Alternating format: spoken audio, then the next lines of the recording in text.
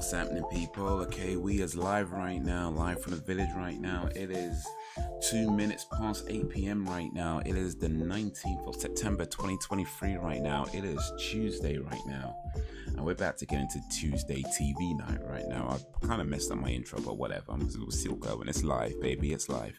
But it's TV Tuesday. We're watching the X-Files. It's the last week of the X-Files season 3. At least, hopefully, it's the last week. Had some problems last week, and that's why this is now the last week of season 3, episodes 22, 23, and 24. Starting with Quagmire. I'm watching it on Disney Plus. If you've got it on Disney Plus, if you've got it on Blu-ray, if you've got it on VHS or DVD, or any way you've got access to it, get it ready on Zero. But if you don't got access to it, if you don't want to get access to it, it's all good. You can still come along and have some fun. But yeah, it is the X-Files season 3, episodes 22 to 24, the last 3 episodes. Next week, for 1 week only, we're watching Neighbours, because Neighbours is returning, and we're gonna celebrate that for just 1 week only, watching the comeback of Neighbours. And then the week after that, I'm going to make an executive decision. We're just going to go straight into X-Files. We're going to go straight into X-Files. And I'll say it now, but I'm going to have to say it again. But I figured, because I do want to cut down my streaming schedule come January, I figured, well, let's go straight into X-Files. I'm not going to do a poll. I made an executive decision. We're not going to do a poll. Just going to go straight to X-Files season 4. Then we could do X-Files season 5, and that'd be the last one, because I worked out that would take us up till about early January if we do it that way. So anyway, I'll talk more about might talk more about it later. We'll see. But anyway, for now, let me switch over to this screen and just chat to y'all for a little bit. So, how's everybody doing this fine Tuesday evening? It is evening where I is at. Might be a different time where you is at, and of course, if you're watching this on a replay, then yeah. My day's been pretty okay, actually. My day's been pretty active, actually. Very active. I have been probably the most active I've been in a long time, and I have the evidence to prove it. I have made over 17,000 steps, although to be fair, some of them might be falsely counted, but still, a lot of those would be real steps. Like at least I would say at least 16,500 of those are real steps, I reckon. I have burnt 3,250 calories. I have walked the 3,251 just went up. I have walked the equivalent of 7.93 miles. I say the equivalent because those steps aren't necessarily going anywhere. Most of them weren't anyway. Some of them were, I was walking to places, but yeah, mostly it was just kind of walking to count the steps. I have moved up the equivalent of 47 floors. I don't really know how big a floor is, but even still, 47 floors is going to be a lot in any case. And I've had 84 zone minutes, which means there was my heart rate was over 100 beats per minute for 84 minutes, not in one go, but just throughout the day. There was 84 minutes where my heart rate was above 100 beats per minute. So yeah, I've been very active today, and those are the stats to prove it. And I did that all on 3 hours and 47 minutes sleep. That's actually not accurate. I know that I did fall asleep afterwards. I think I fell asleep for about another 20 to 30 minutes or something. So I guess it didn't count that bit. But yeah, I've been very, very active today. I don't plan on doing it every single day. That's a bit much to do every day. But it's good to do it once in a while, to kind of push yourself a little bit more than you normally do. So that's what I did today. I pushed myself real hard. What else? I got some stuff printed and some stuff scanned for the mortgage application. I haven't actually applied yet. I should try and do that. I want to do that maybe sort of mid to late October. I think would be a good time to do it, because the decision in principle is a 6-month thing. And I want to try to apply for it at a time when I'd have time to be looking. I mean, I guess I got time now, but you know, you never want to rush things too much, right? So hopefully, God willing, I'll be applying for that in the next sort of few weeks-ish, about say 3-4 weeks, maybe a little bit more. Also, more boring talk. I also applied to move one of my pensions over. So I had at one time 3 pensions, well 4 pensions really. Couple of them were, now I think I'm more than that, like 5 pensions really, and a lot of them were most of them were dormant because they're from jobs that I had, and then they, you know, left the jobs and then they just become dormant, so that nothing happens with them. Well, that's not quite true. Something happens with them, but not anything like too active. Anyway, so over the last, I think, few years, I've been consolidating my pensions all into one place, just make it easier to find and that kind of thing. So the last one that I plan on moving over, I applied for that today, so that's to be moved over into my current pension, and hopefully that's done. I think these things could take some months, they could take a while, so that should be done in the next, I think, like 3 months, and then after that I would just have 2 pensions, which is fine for now, because one that I'm actively both I'm actively playing into, but just from different reasons and stuff, but 2 is fine for now, and then if I need to move one later I can do that. But yeah, that's that was my day. That was my day, getting documents in order and moving pensions over, and moving around a lot. Yo, what up, Sam? Sam B in the place to be. How is ye?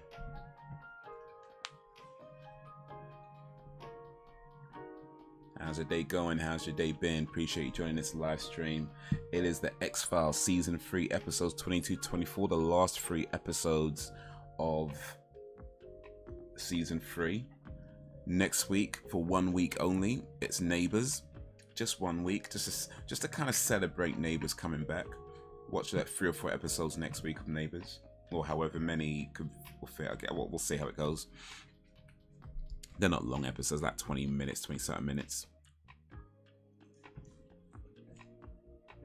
What up, Frozen G? Frozen Gamer, how's your day?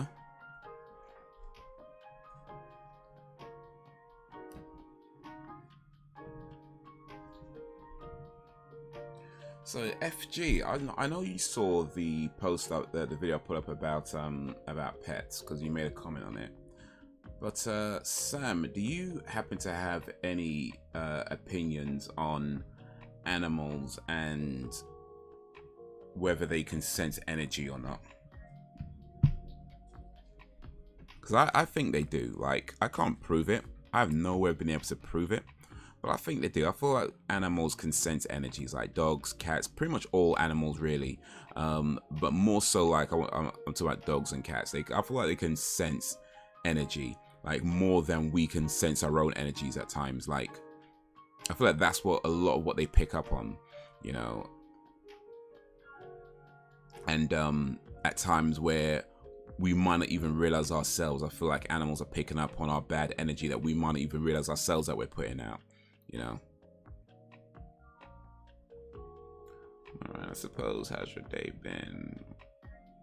Alright, I suppose. Hopefully it's more alright for you. But yeah, now my day is okay. I was very active today, actually. In fact, I could tell you exactly how active I've been today. I have moved over 17,000 steps. I've taken over 17,000 steps. I have burned 3,260 calories. I've moved the equivalent of 7.93 miles. I have moved the equivalent of 47 floors. And my heart rate has been over 100 beats per minute for 84 minutes. Not all in a row, by the way, not 84 minutes straight, but just in total, 84 minutes, my heart rate was over 100 beats per minute. What was it, 90 beats? Oh, something like that anyway. So yeah, very active today. Very, very active. An absolutely do. Also, when your pregnant dogs are very protective of you. Oh, that is so cool. That is so cool. But yeah, I feel like anytime you walk up to a pet, and like a dog or a cat, and you're trying to be all friendly or whatever, but the cat or the animal doesn't want to go near you. Like even though you're trying to be friendly, even though you doing all that, it doesn't want to go near you. I feel like when that happens, those are moments you might have to like kind of take a step back and really think about what your energy is saying, because that's what I think. Like they're picking up on some negative energy that you might not realize you're putting out. So I feel like anytime you walk up to a pet, your dog or a cat, you try to be friendly and it just doesn't want nothing to do with you. Like, you know what? I might need to assess some things. Of course, there could be other reasons why it doesn't want to go near you. I know that there can be other reasons, but in general, I feel like that is one of them. I've just been kicking my ass, but quite along. I see. Sorry, Sam. I'm sorry. But yeah, we keep going. We keep going because in the end, that's all we can do. I have some announcements to make, actually.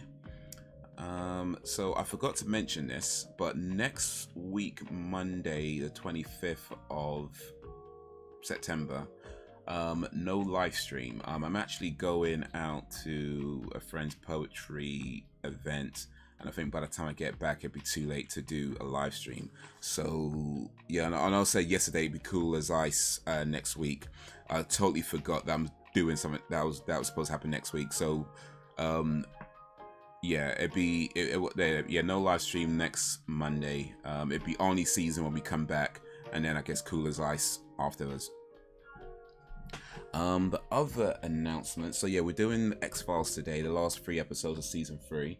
Next week, 1 week only, Neighbors, right? And then after that, I'm thinking I need to make an executive decision, because come January, I want to be cutting down on how many streams I do, cutting down to like 1 stream a week. So I feel like rather than doing a vote of what you guys want to watch, I might just make the decision. I think I should just make the decision and go with X-Files for season 4, and then after that go straight into X-Files season 5, because I kind of worked out that would take us up to early January, and that'd be a good place to kind of stop at X-Files at the end of X-Files season 5. So yeah, those are the announcements, and I'll say it again if more people come. But yeah, so you guys know, no stream next Monday. Next week it's Neighbors, and then after that we go X-Files season 4 and X-Files season 5. I was listening to Travis Walton's story. Because of him, they made a movie about it. It's called Fire in the Sky. Travis Walton, I don't believe I've ever heard of that dude. Travis Walton.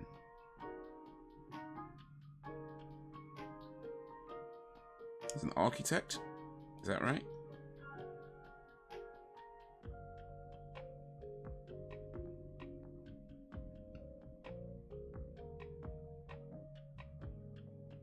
It was a UFO. It was a UFO incident. It was an alleged alien abduction of American forestry worker. Travis Walton is a forestry worker. Okay. That's a different Travis Walton. He's an architect, I guess. But this guy was a forestry worker that allegedly got abducted by aliens. Ooh, okay. Interesting. I hope he didn't get anal probed.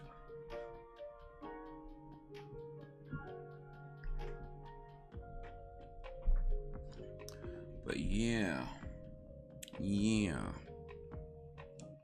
If you haven't already, get ready on Zero. Quagmire, episode 22 of season 3 for the X-Files. About to start it in a moment or two.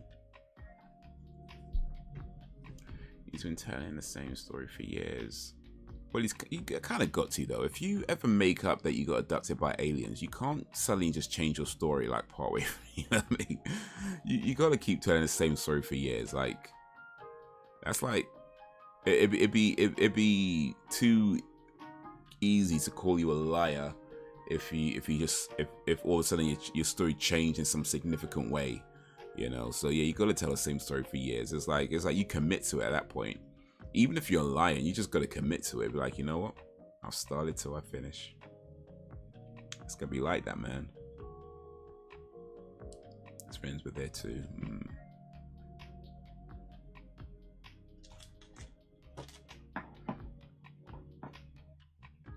Apparently, when you get abducted by aliens, like, you don't know right away because like time kind of skips.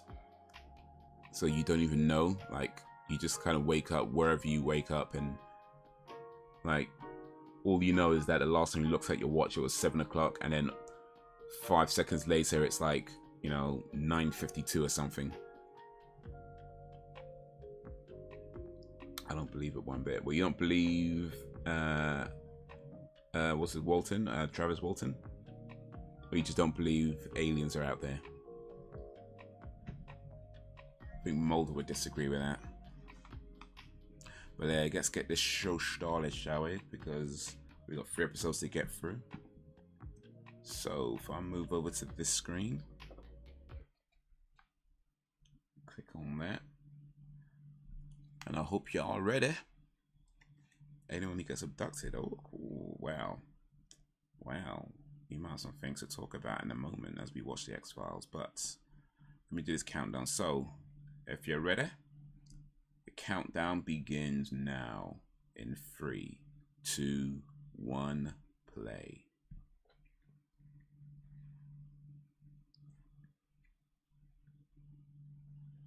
Birds chirping. Always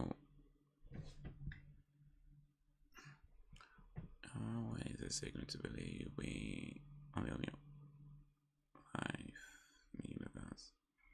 And now they're working up and I said there is aliens. I'm like, nah, I don't believe you. the moment they admit it, it's like, nah, I don't think so. But yeah, like, I kind of agree with the idea that the universe is way too vast for us to just be the only intelligent life, or intelligent, right, life.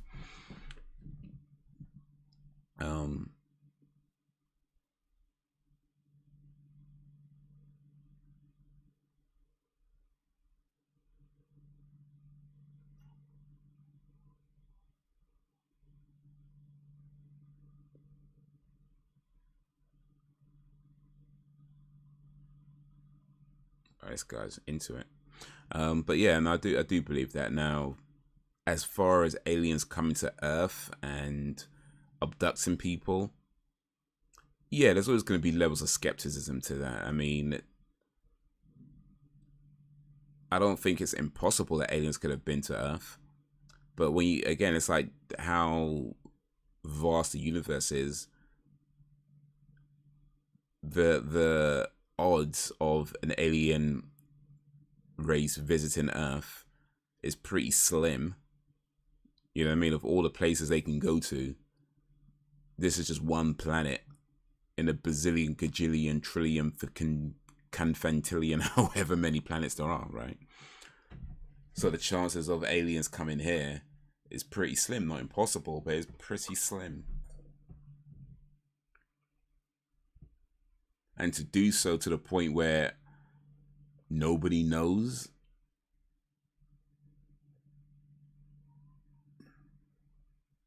or nobody knows for sure.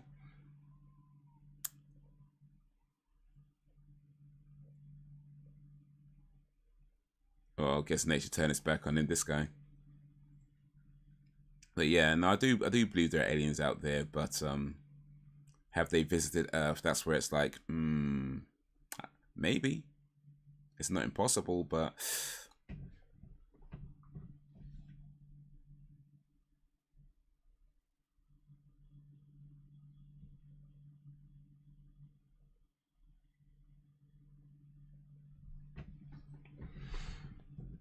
think if aliens ever did come to Earth, though, I mean, I'd assume they would like watch from a distance first before they enter the atmosphere, and they'll probably enter the Earth's atmosphere at a point where there's very few people to stay as outside as possible. And if they're watching and studying from a distance first, they'll probably go to a place where, you know what I mean, maybe like I don't think they'll go to somewhere like America or England, you know, somewhere like that.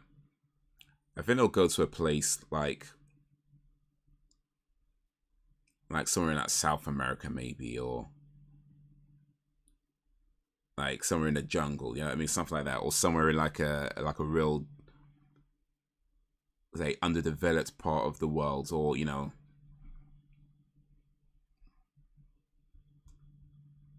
a place where if anybody saw anything, people won't believe them. I feel like that's what they'll do.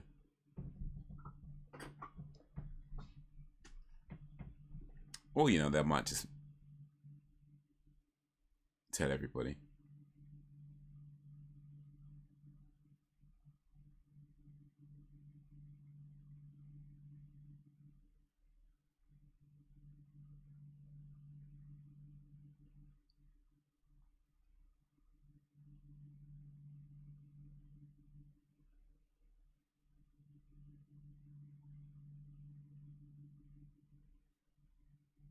Yo, what up, Brax?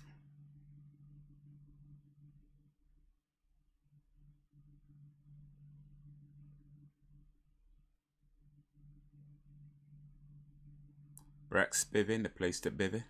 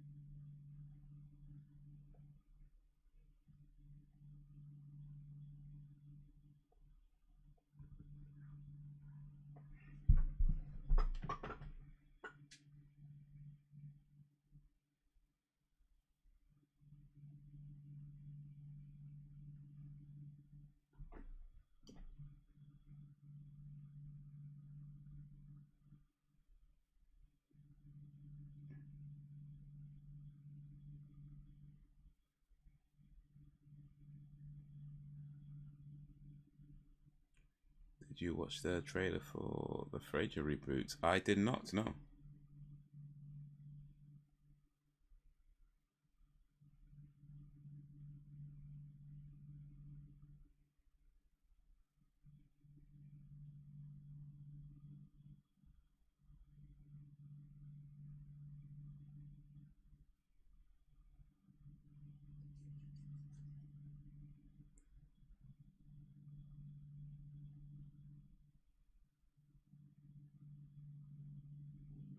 I didn't even know they would make a Frasier reboot. I never really watched Frasier too much, so.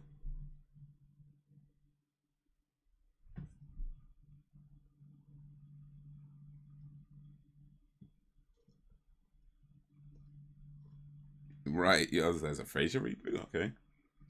To be honest, I mean, Frasier was okay, but I didn't see the big deal of it, to be honest with you. Like, I know a lot of people loved it.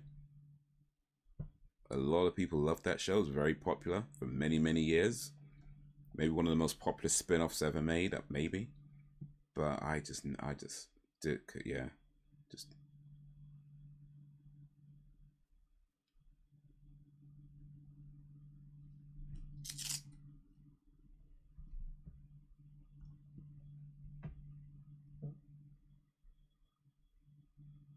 I watched all the seasons. I did.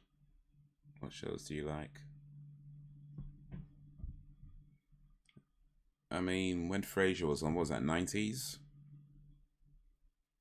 I liked Cheers actually. Cheers was a pretty funny show.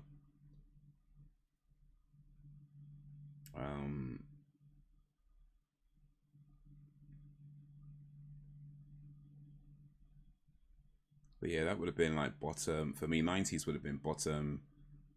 Men Behaving Badly. I think a little bit of Ab Fab back in the day as well.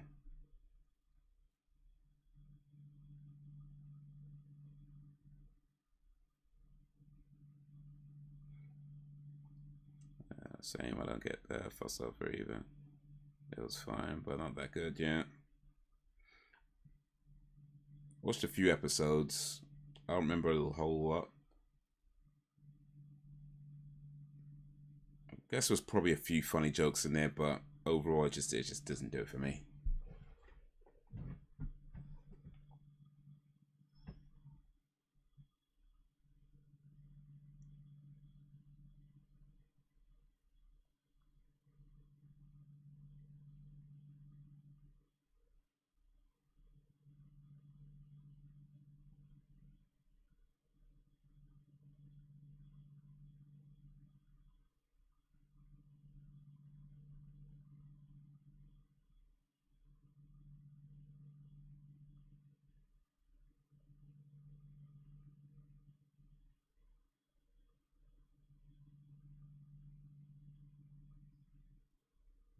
Comedy is subjective. No, that's for sure. That's true. What's funny to one is not funny to others.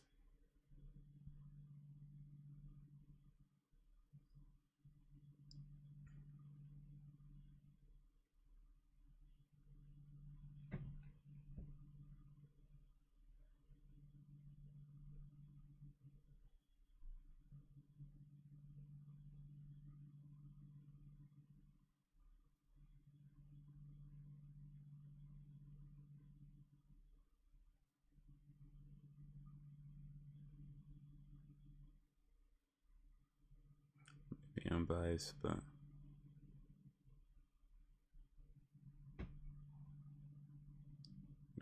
but Brits do comedy better. Yeah, I'd agree with that. Certainly back in the 90s. I mean, there was some good American stuff for sure. I ain't saying that, but I think the Brits had the edge on the 90s comedy sitcoms.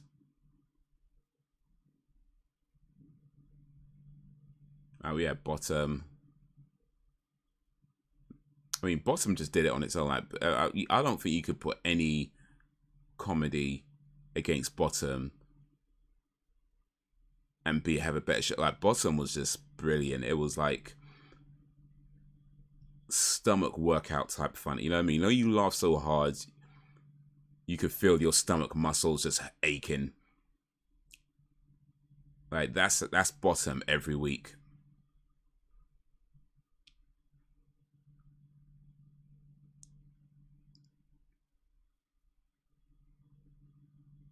Dude caught a human, you know, raw. Right. People like You've Been Framed. Yeah. I remember that show. The American show to probably made me laugh was Big Bang. Oh yeah. Apparently a lot of people didn't. Well, not a lot, but apparently it was quite a substantial amount of people that just hated Big Bang. That didn't find it funny at all. And I'm like, okay, look, like you say, comedy is subjective, but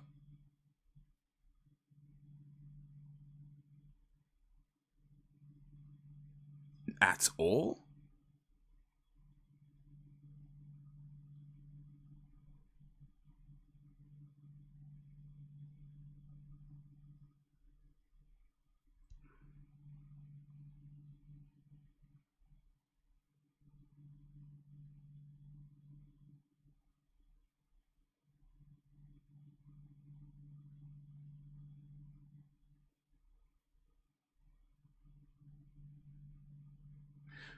Wait, if he fly wasn't done because he was urinating, then how did he have time to put his dick away?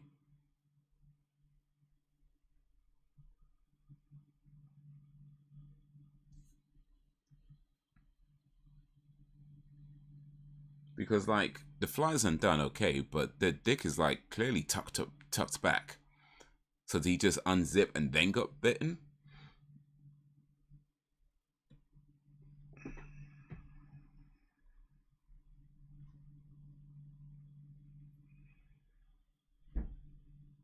From Blue Line was, oh yeah, that was one with Rowan Atkinson. That one's amazing. The movie wasn't. You didn't like the movie? Oh, that movie was brilliant. That was Guest House Paradiso. That movie was brilliant, man. I remember. Oh. Well, like I say, comedy is subjective. But you know, I like that movie a lot. Vincent Cassel's in that film. That bit when they're vomiting and it's like.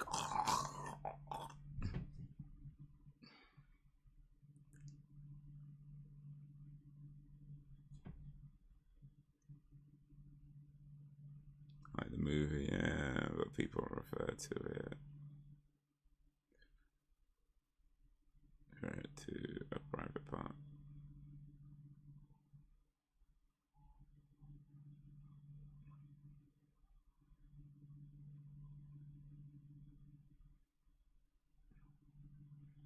That works. Oh wait, I missed a bit. See loads of videos now of people criticizing the guys in Big Bang. I'm actually, so I'll just laugh once in a while. Right, Big Bang was funny.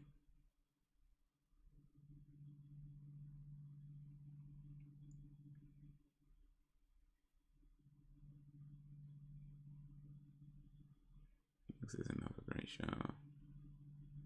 Black Books. No, okay, I remember the show. I don't think I watched that one too much though. But yeah, I know the one. I think I know the one you're talking about.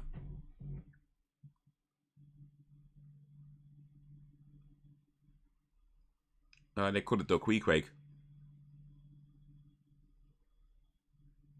That's a reference to Moby Dick.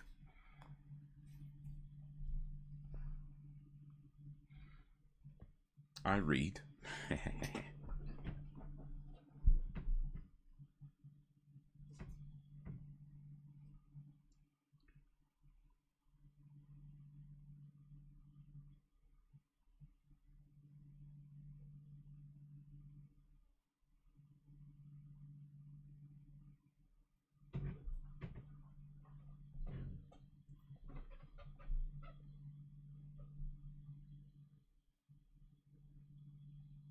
In between, I love the series. Didn't like the movies.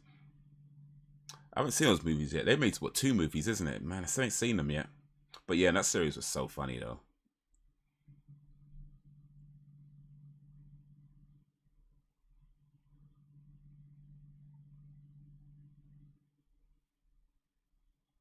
Why would they bring a dog to a murder investigation scene? And Mulder doesn't even wear gloves.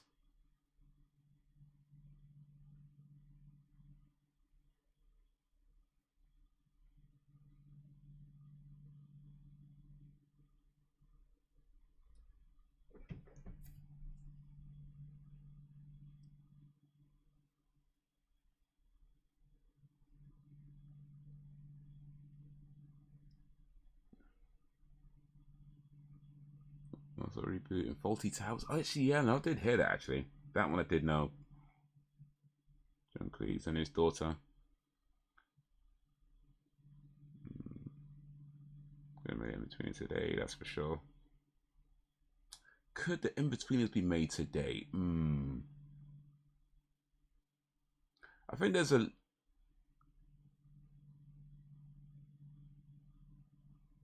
I mean, if you go into remake the in-betweeners, I guess you could do it, but yeah, you definitely, you'd almost certainly would have to take out a lot of the style of humor that it was kind of famous for. That might not go so well with the modern day younger audience, the younger audiences of today. This guy just licked a frog. Like, are you mad?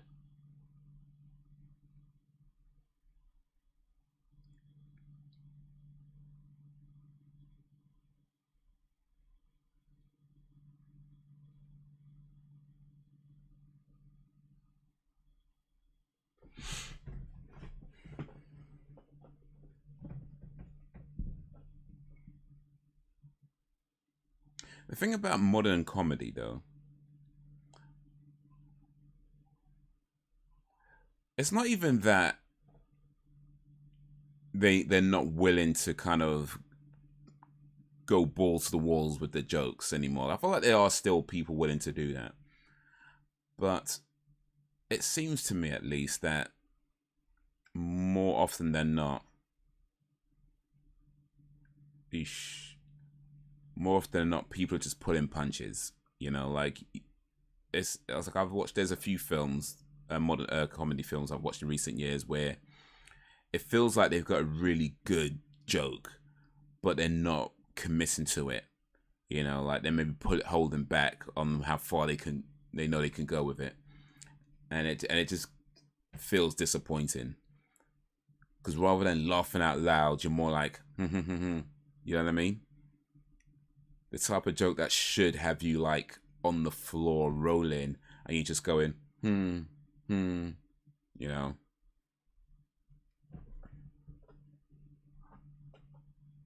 So for me, I feel like it's not that people can't make good jokes. I feel like people can still make great jokes now, but it just feels a lot of times they're not committing to the joke as much as they used to back in maybe like what 90s, 80s, up until maybe mid 2000s, you know.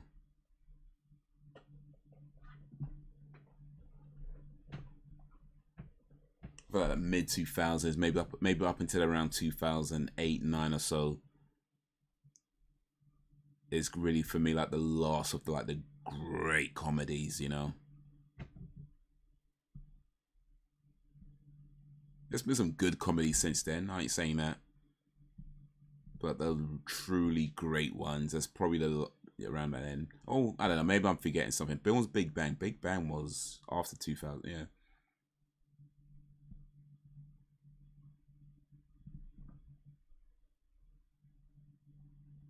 Oh, do you get a picture? So, oof. One of special would be cool. Would love to see the guys as parents. Imagine Jay having a son.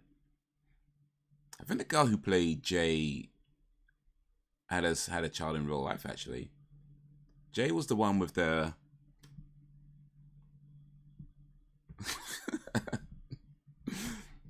That guy, right? Kind of the more cheeky one, wasn't it? I'm forgetting their names, to be honest with you.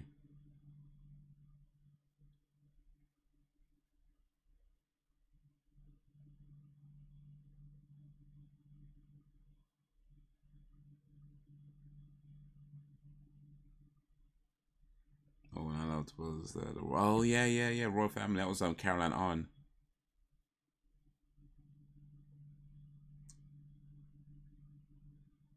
Jay and his Caravan Club.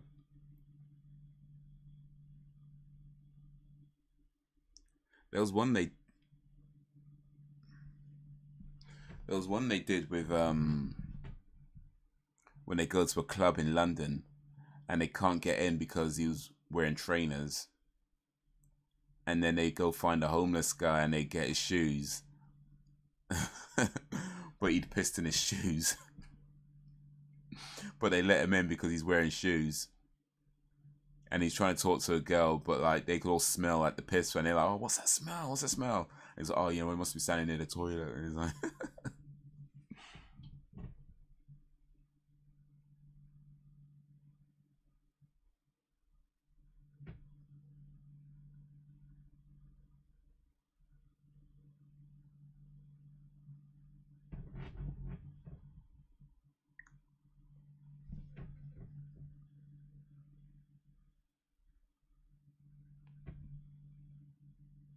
Jay Cartwright. There we go. James Buckley. Yeah.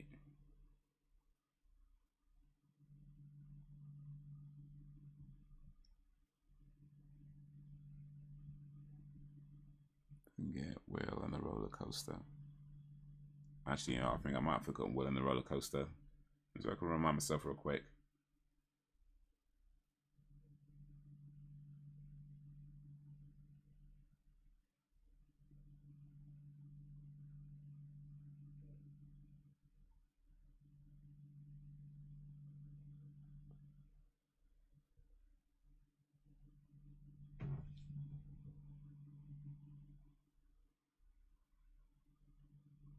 You know, I might need to watch In-Betweeners again. I know it's on like channel, was it channel 4 thingy?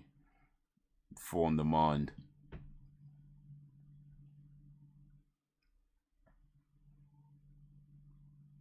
Because clearly I've forgotten some stuff about that show.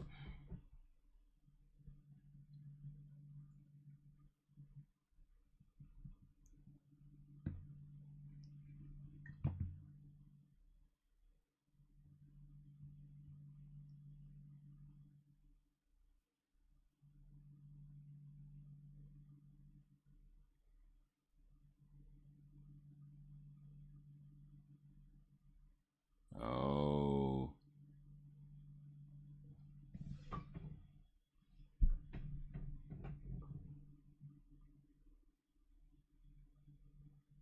I need to watch it again. Definitely.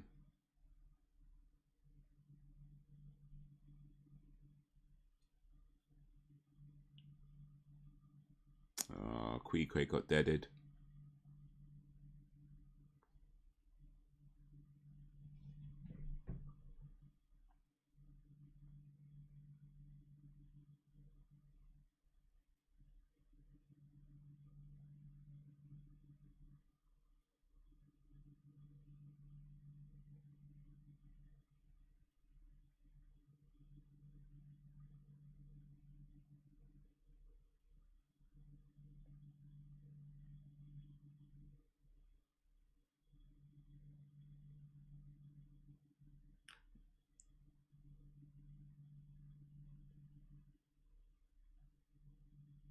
That dog just started motors all like, let's get to work.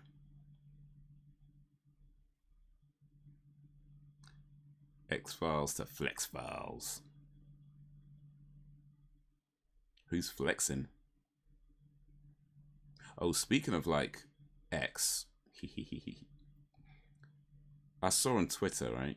There's this Twitch streamer who got banned. And she got banned because of the name of her stream. Of the name of her stream was considered too suggestive. And the name of her stream was Nut on My Tits. Like she called her stream, then she named her stream Nut on My Tits. And Twitch were like, no. And I was like, why though? Like, bro, you just asking for trouble at this point. You can't be mad that you got banned when you called your stream that.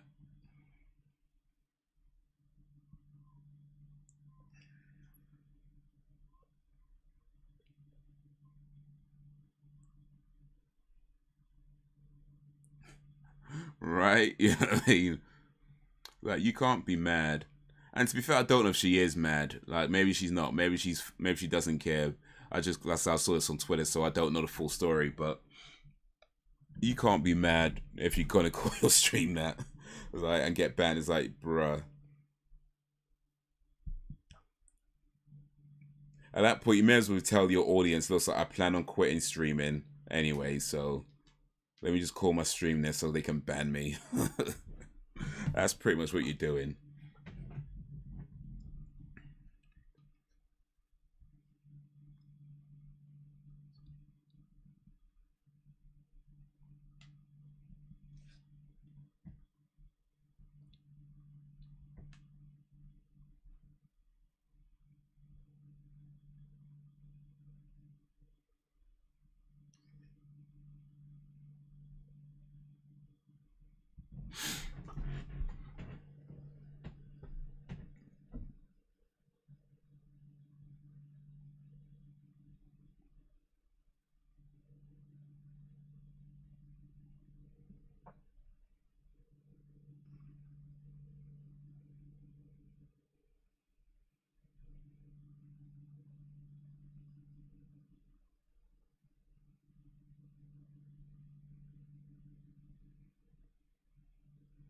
Respect nature, because it has no respect for you. Ooh, that was a good line.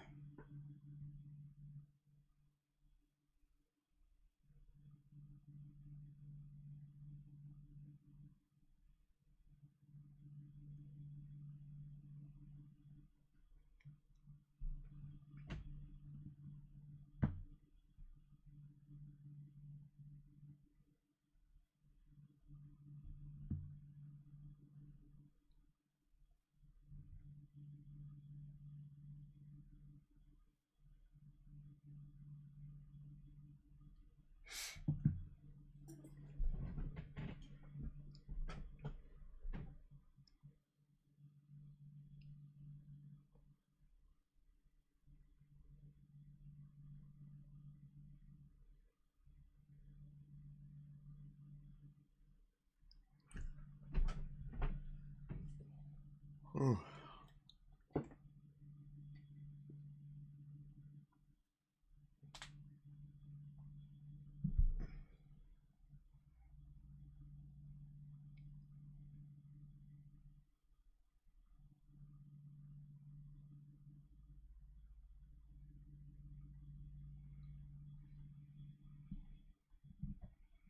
It's also true. It's not nature's job to respect humanity.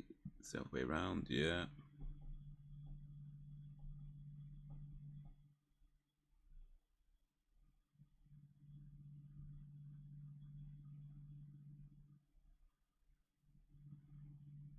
Yeah, Scully's like had another Mulder's BS.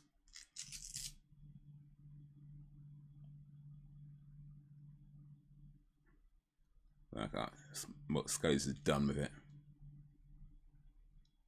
Oh, they're gonna see something though.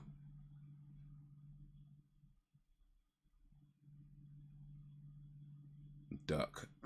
But yeah, man. Gotta respect nature. Gotta respect nature.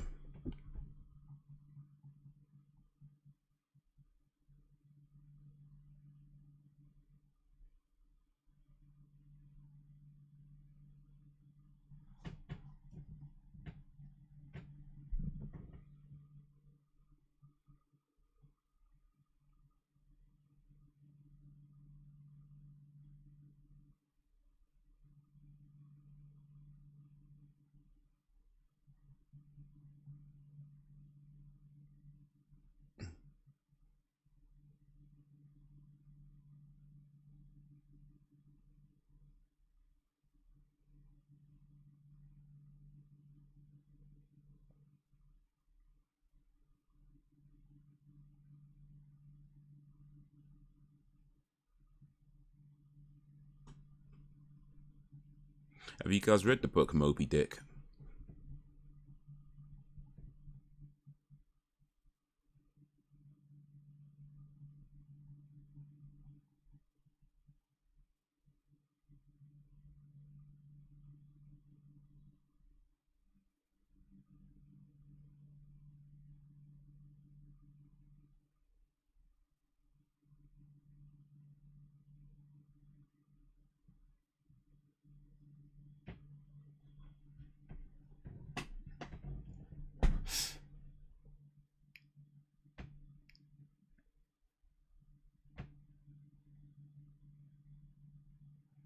Yeah, it's basically a book about a group of sailors, a group of seamen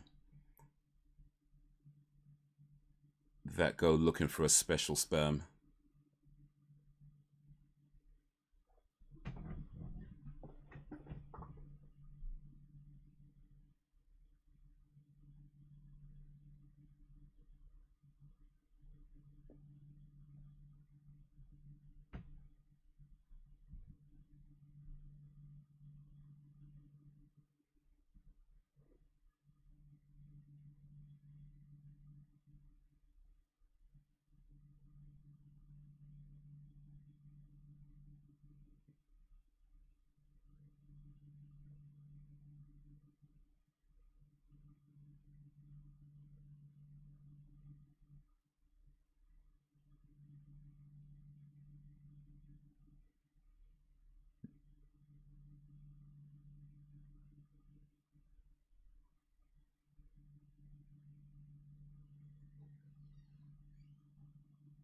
Yeah, it's actually a pretty good book, though, to be fair.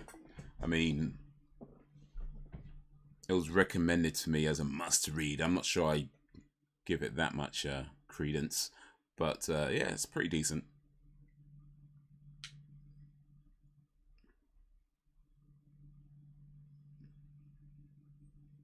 It ain't no duck.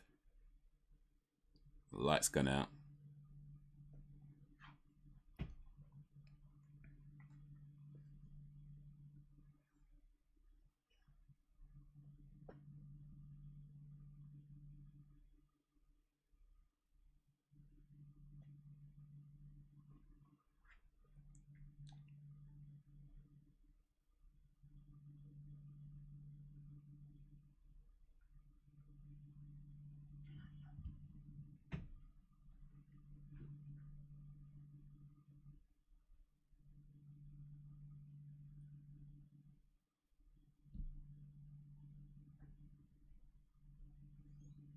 Huh.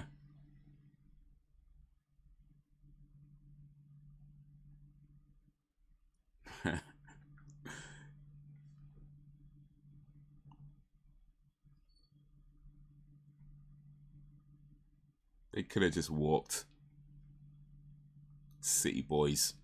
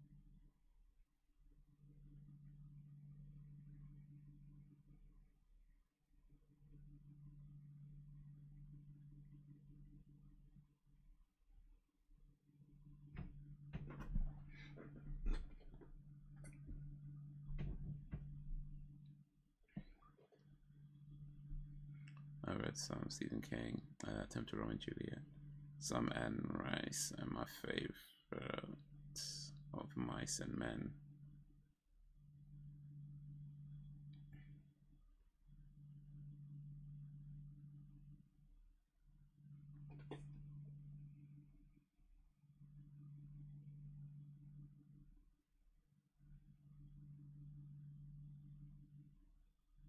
Yeah, let's see. I've read some Stephen King as well. I read It specifically. I have read an Anne Rice book. What was it called again? Interview with the Vampire. I did read that. Romeo and Juliet, I don't think I bothered with that one actually. But I have read some other Shakespeare stuff. And Mice and Men, that's been recommended to me by a lot of different people, but never did get around to it.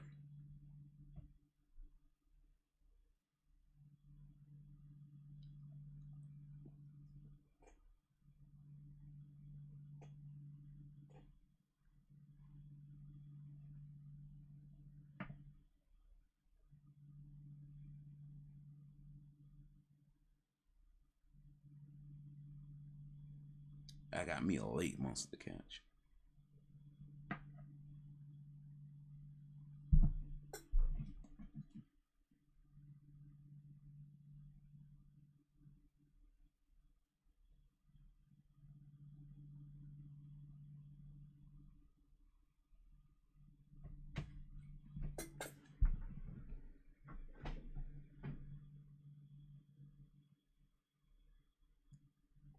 What's your favorite Stephen King book? I've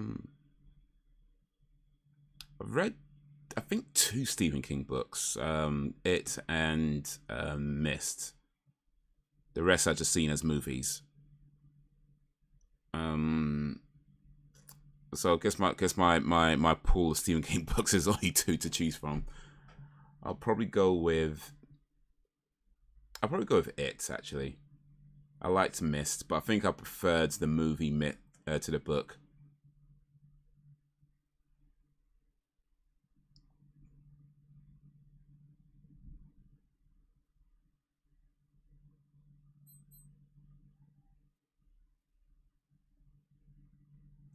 How about you? What's your favorite Stephen King?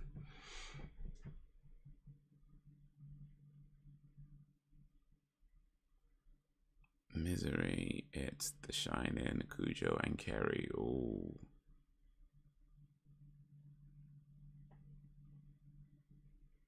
Favorite was Misery. I'm your number one fan. Yeah, that's a great movie, but yeah.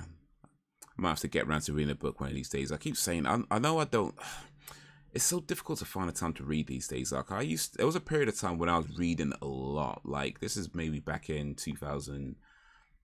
I want to say 2010, 2011, around about then. I think I was reading a lot. Like I was reading like 3-4 books a year consistently for a while, and after, I don't know, man, it's just getting so difficult to find time to sit down and read, and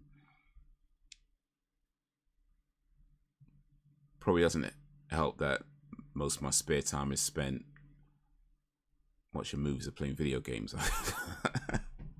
When your spare time is limited and you choose video games over reading, that's probably why. But I don't know. Maybe once I Mole needs to look where he's shooting. Maybe once I start streaming less, I might actually read a book then. Book was as good as the movie. Is it a long book? Because I know most of his books are quite long, but there's a few that are relatively short, like maybe 300 pages or less or something. But I know most of his books are like trying to read like 20 dictionaries in a row or something. Like they're just long.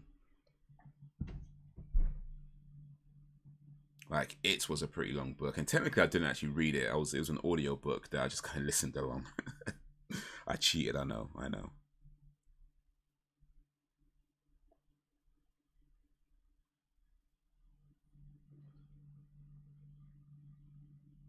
Don't remember, to be honest, unfair. Do you ever do any of the audiobooks, by the way? Is that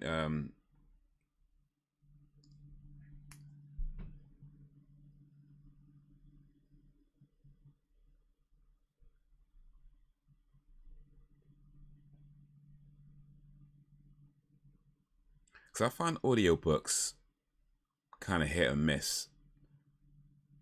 Not like whether it's good or not. Like I don't mean that. And just in terms of the experience of listening to a book. Like there's some that I've tried where it feels like it's so hard to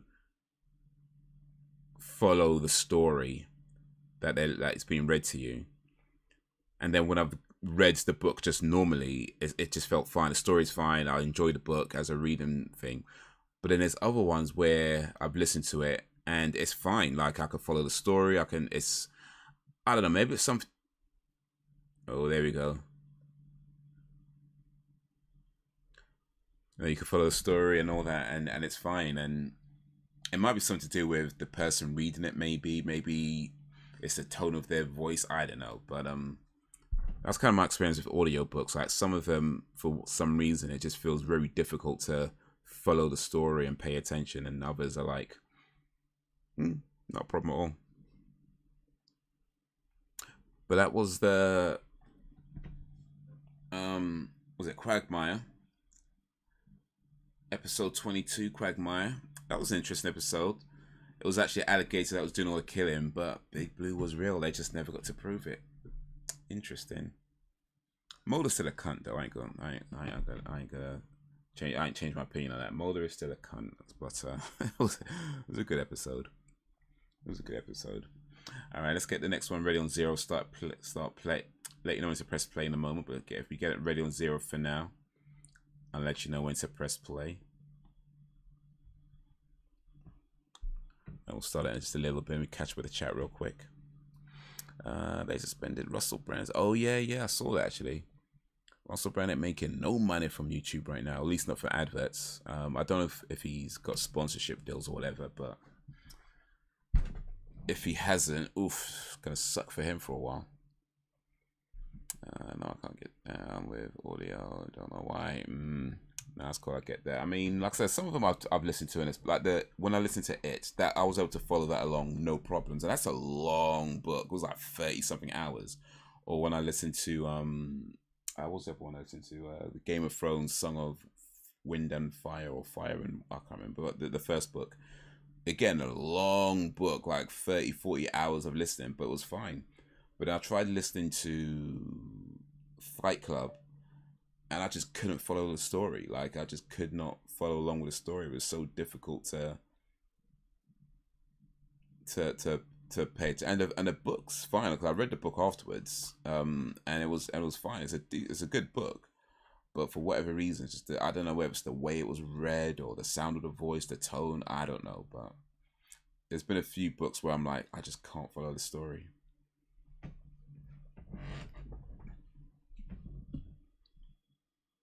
Listen to the X audio book; it's amazing. Ooh, nice.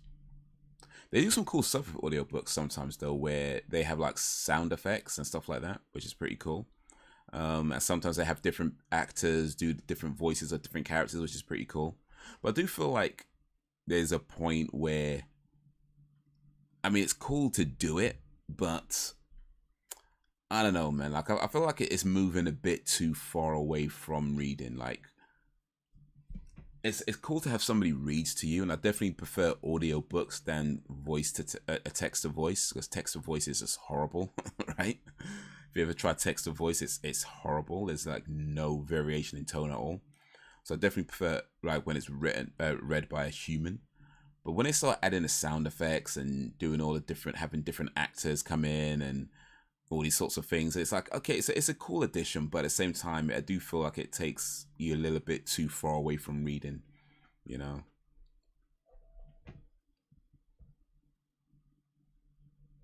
One thinks it's it's not there, canceling Russell Brand and everything, but yeah, no criminal charges. This was back. No, for sure, for sure. And the unfortunate truth is that that's kind of how these things go, isn't it? Like when somebody gets accused of something, or more specifically, when somebody gets accused of something, and the general public opinion is that they did it, then yeah, you'll see loads of brands like drop them like flies, like that, whether it's sponsorship or YouTube or whatever. They'll be just dropping like. And it shouldn't be that way, right? It shouldn't be. But unfortunately, it is. Like, people will just drop you because, like, at this point, it doesn't even matter whether he did it or not. As far as the public is concerned, he's guilty, right? And once that happens, it's like, yeah, your career is pretty much over. I mean, I think Russell Brand would be okay. Like, I think he's got enough of a dedicated audience to be okay, even if he doesn't, you know, get YouTube money. That I'm sure he can do okay for himself, you know. But yeah, it cuts off a huge part of your revenue stream when the public decides you're guilty about something, even though, like you said, there's no evidence, there's no criminal charges, there's no conviction. So far, it's just what somebody said, and nobody even knows who that somebody is, right? You know, so yeah, it shouldn't be that way. It should be innocent until proven guilty. Right now, it's guilty if the public think you're guilty, and and brands feel like they need to save face to make themselves look good, you know. But it's a silly way of doing things. But the unfortunate truth of how things have been for maybe at least a while now.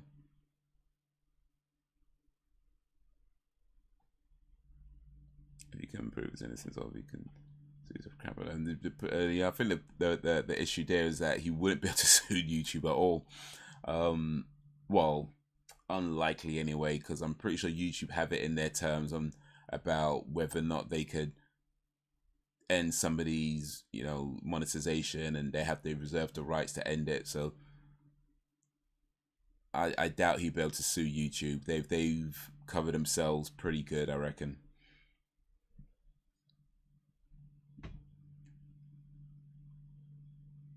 But yeah, there might be a lot of people owing him an apology. He won't get the apology. He won't get it. If he can prove his innocence, there's going to be a lot of people owing him an apology, but he won't get it.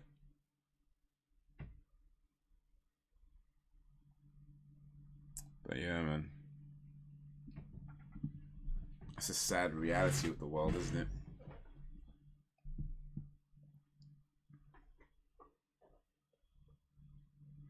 The sad truth.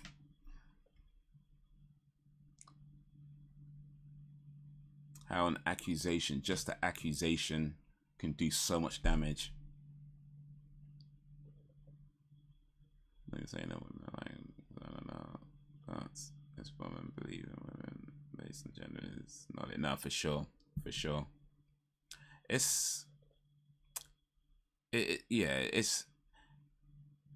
mean, of course, any accusation should be taken seriously, right? Like, if you're accused of something, of course it should be taken seriously. And I totally understand that that doesn't always happen.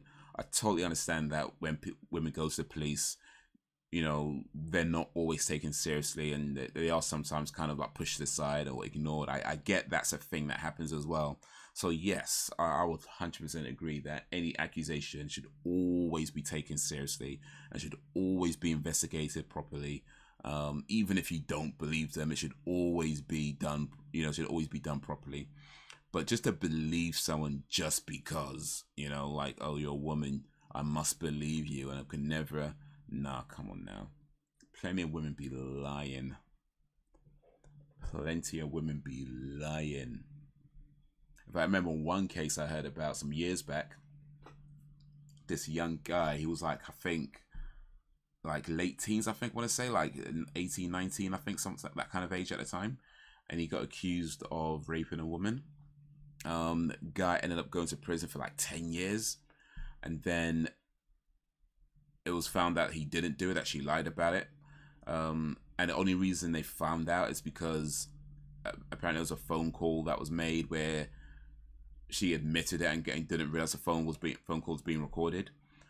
But that would have went on for much longer, you know, had that not happened. It weren't like people were trying to prove it, you know what I mean? Like that it was, dude was in prison. As far as the law was concerned, they done their job, you know. But dude was sent to prison, and it was like maybe not 10 years, might have been 7 or 8 years, but it's certainly a long time anyway. Dude was in prison for a while before it was like, oh, she slipped up and admitted that she didn't do it, you know, that he didn't do it.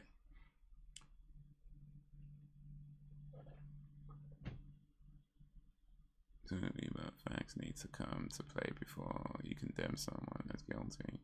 It ruins people's lives, you know. Indeed. So yeah, I mean, so like they should be taken seriously, but it's like, that's why you investigate it, right? You know, you investigate it properly, you look at the evidence, and then you're like, okay, we've got enough evidence to prove that he did it, or actually we don't have enough evidence to prove that he did it. Now, to be fair, lack of evidence isn't necessarily proof of innocence. You know, I think we all understand that. But at the same time, it's like you can't convict somebody if there is a lack of evidence either. It's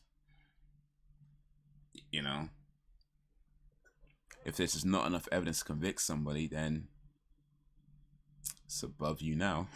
You know what I mean? It's like, but yeah, the public don't care. The public don't care. The public would hear the accusation, decide somebody's guilty, regardless. And even when facts come out, sometimes people still hold on to the idea that a person's guilty, no matter how much evidence comes out to prove otherwise. Even if the people who made accusations came out with like, actually, yeah, we made it up, even then people would still hold on to the fact that they're, hold on to them believing that he's guilty. Oh, he must have done something, you know, that kind of mentality. Is like, bruh, once you're seen as guilty in the eyes of the public, it's hard for that to change.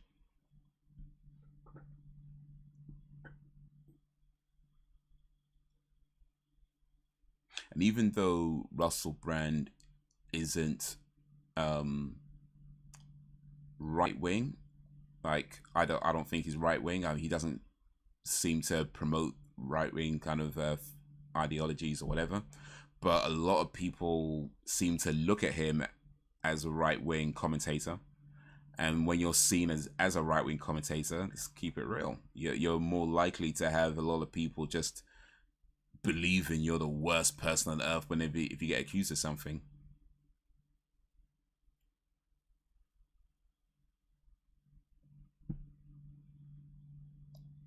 In the end, it's like trial by public. Once people believe you're guilty, you're guilty. And as far as anybody's concerned, you're guilty. And it sucks, man. It sucks. Because it's at a point, I feel like it's at a point where even if you can prove beyond any doubt that he didn't do those things, like he didn't rape nobody, he didn't assault nobody, even if you can prove without a shadow of a doubt, I feel like the public opinion towards Russell Brand now is so negative that it might even make a difference with a lot of people.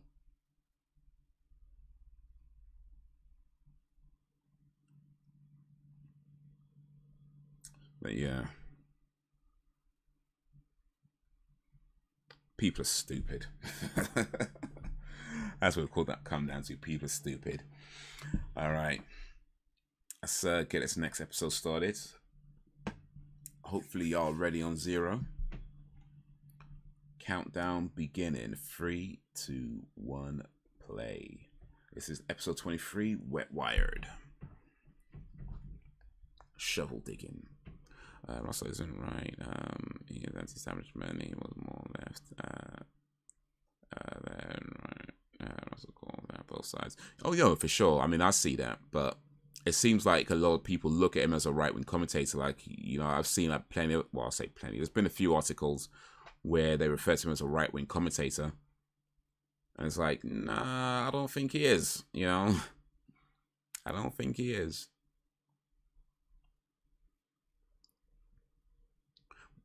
But I think the thing is,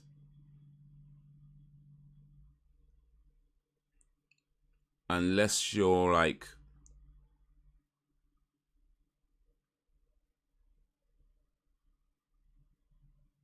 if you're the type of person who would invite, I don't know, what's his name, Jordan Peterson onto your show, or Candace Owens onto your show, or anybody like that, people just see you as a right-wing commentator.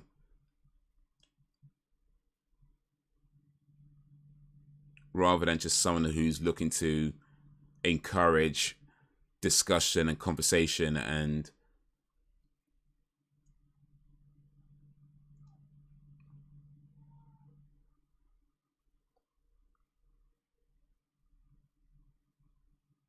harmony between people with different opposing views.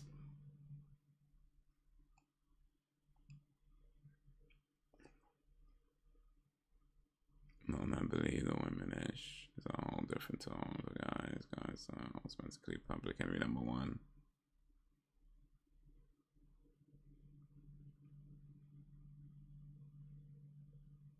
Oh, he's seen him everywhere now.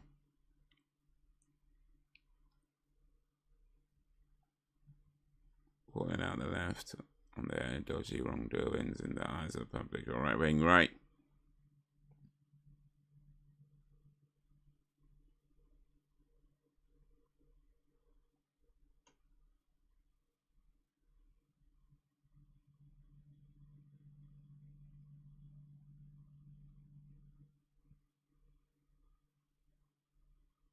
So you can't criticize certain things.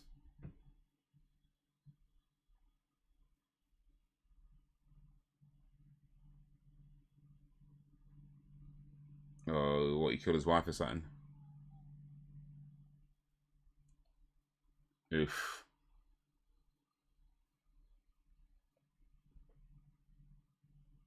Yeah, you criticize certain left-leaning or left-wing commentators or viewpoints. People talk to you like you're the devil or something.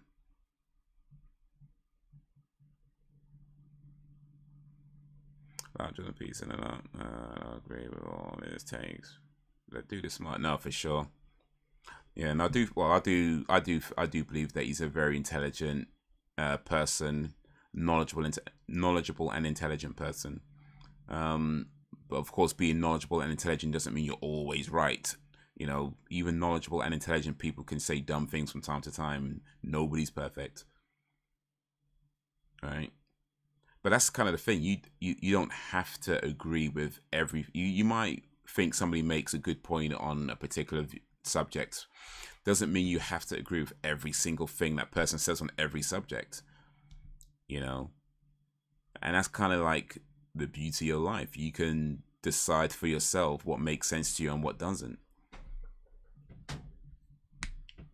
Like, one person might have a genius viewpoint on one field, but that same person could have an idiotic viewpoint in another field. But everybody's so extreme these days, and it's like,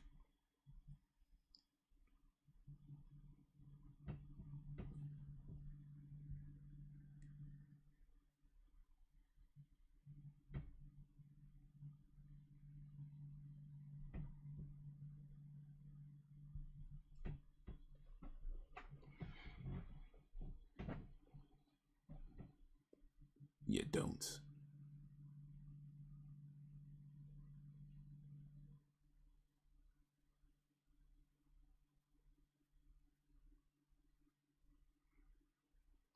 Use violence, women are manipulative, you know, there it is. Well, I suppose I don't think like that's the answer. You know what I mean? I mean, yes, there are women who are manipulative, but that's just it. There are women who are manipulative. It's not that women aren't manipulative. You know, there are women who are liars. There are women who are toxic. There are women who are manipulative and dodgy and everything else. But there are men who are those things too. You know, there's not like women are one way and men are another way. There's like people are varied. There are some people who are rotten and some people who are a delight, you know. And there's mixtures of everything in all groups of people, any kind of group you could think of. You know, you're going to find toxic people in the right-wing arena. You're going to find toxic people in the left-wing arena. You know, when it comes down to it, a toxic person is a toxic person regardless of what their viewpoints are. A manipulative person is a manipulative person regardless of what else they might believe in life. They're just using different tactics, you know. So it's not like women are manipulative. There are manipulative women. There are manipulative men.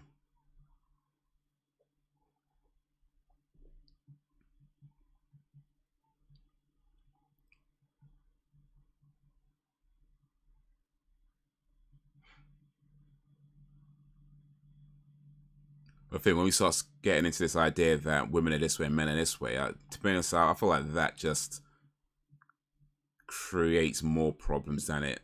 Well, I don't even think solves any problems, really.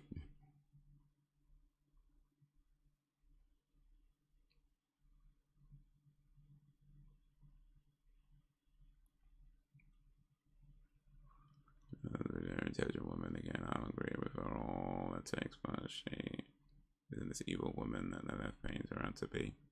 Yeah, and I don't think she's evil. I feel like that's way too strong a word for Candace Owens. I do think she, at least to my mind anyway, it feels like she's maybe a little bit too agenda driven at times. But yeah, she's clearly not an idiot. You know, like she clearly knows what she's talking about. Like, and it doesn't mean you're always right. Doesn't mean you can't say stupid things. But yeah, she is a smart person.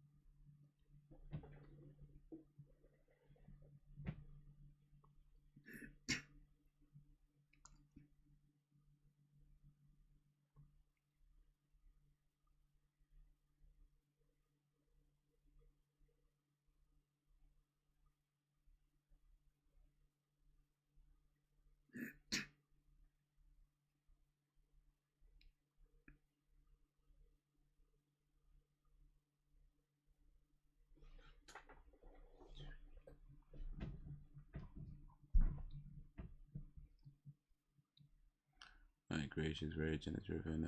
Most are on the right and left because they're promoting it's not she wants to listen and make her own. Yep, indeed. That's the thing. Make your own mind up. You could watch something, you might agree, might disagree, but you're gonna make your own mind up. I think too many people are just looking for an easy way out these days.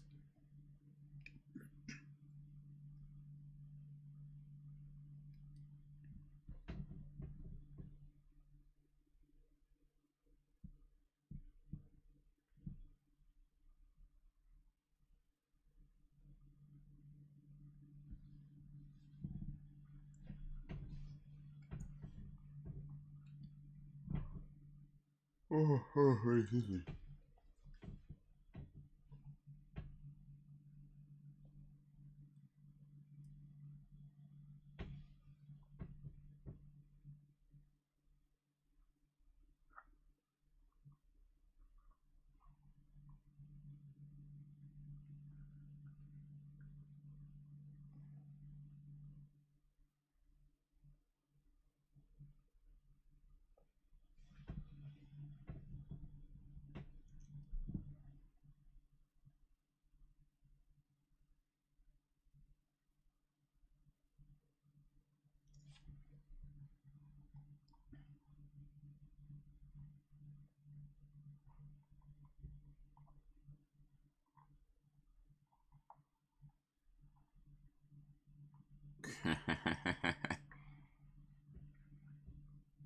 Violence on TV.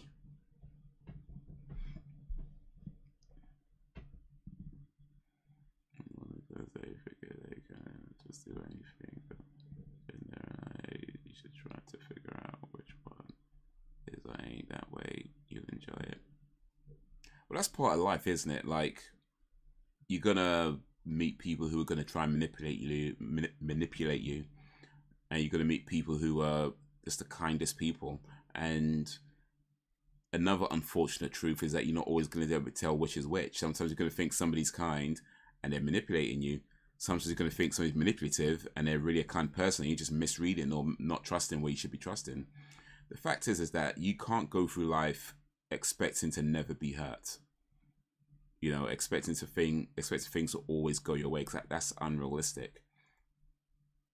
You know, there's an old saying that it's better to have loved than lost and to have never loved at all. I do believe that. And not just for relationships, but just life in general, that part of life is that you will get hurt. That's part of the deal. Somebody or something is going to hurt your feelings, and it's going to suck. And you're not always going to guess things correctly. You're not always going to figure out who's the good guys and who the bad guys. You're going to get it wrong, and you're going to get it wrong a lot. That's part of the deal. You know, there's no safe way to navigate life unless you're willing to do nothing. That's the only thing you can do. The only way you can be safe is if you do nothing, like nothing at all.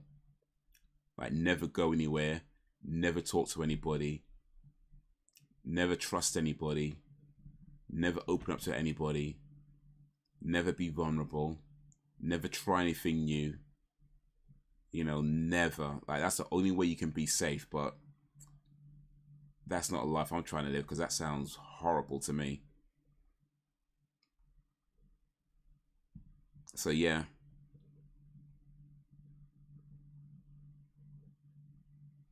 The best things in life are always on the other side of fear.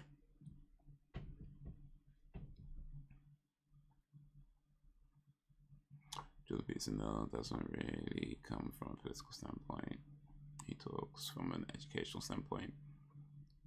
Yeah, that's probably true. Yeah, I think that's true. Yeah, I think I'll say that's true. I mean, I haven't really thought of it that way, but yeah, just kind of thinking back on stuff I've heard him say. Yeah.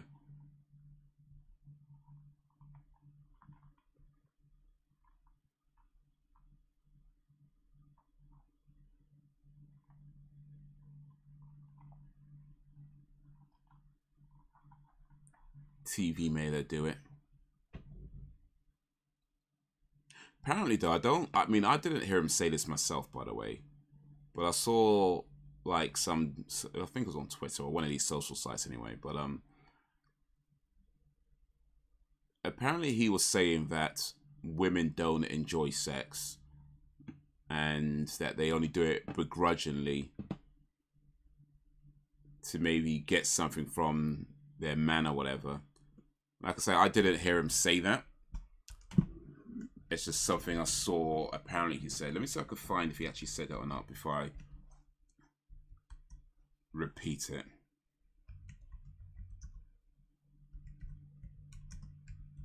Because I saw a lot of jokes that people were making about it.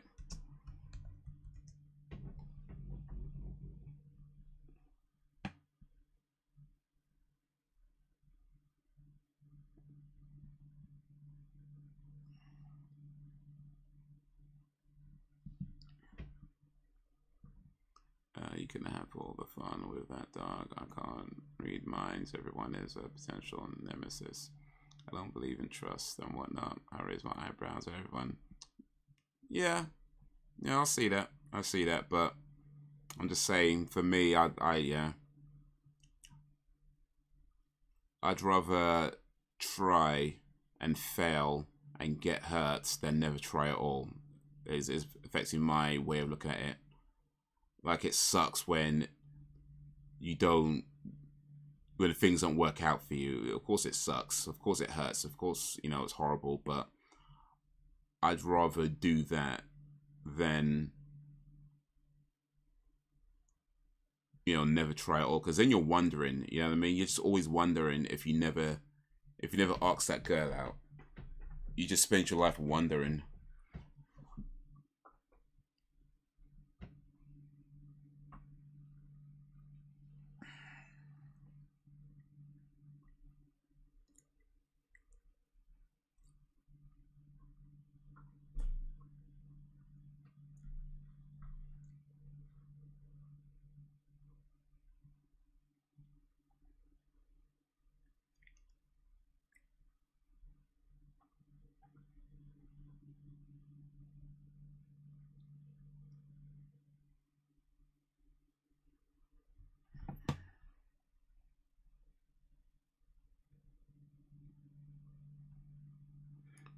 Shares his thoughts on the myth of the female orgasm.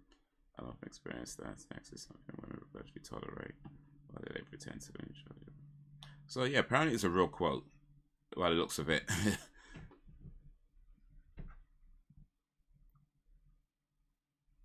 Oh wait, is it a real quote?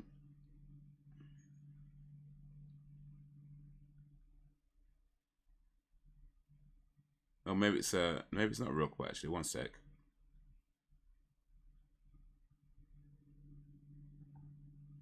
It's not clear if this is a real quote or not, because it looks like it's a real quote, but then there's people saying it's fake news. I don't know. Maybe he said it, maybe he didn't. But it's, yeah, I don't know.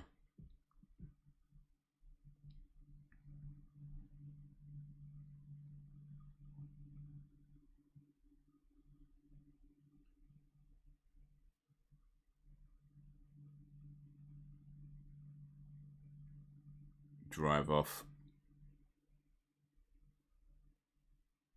You heard you.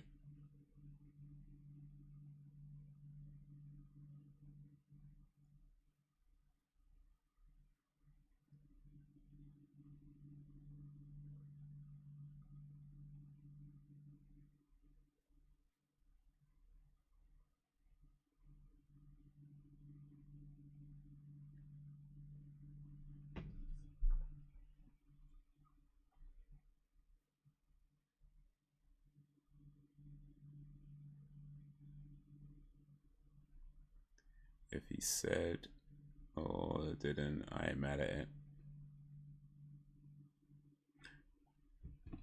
But if he did say it, allegedly said,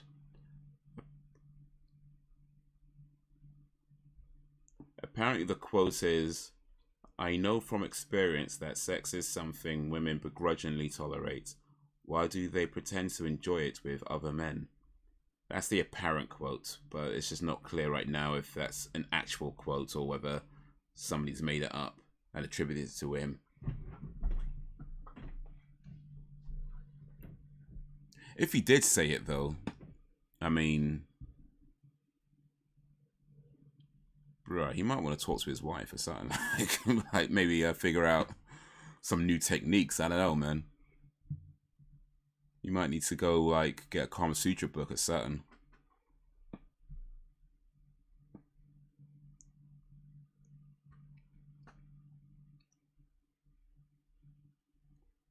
Go watch some Shan Booty videos. That might help.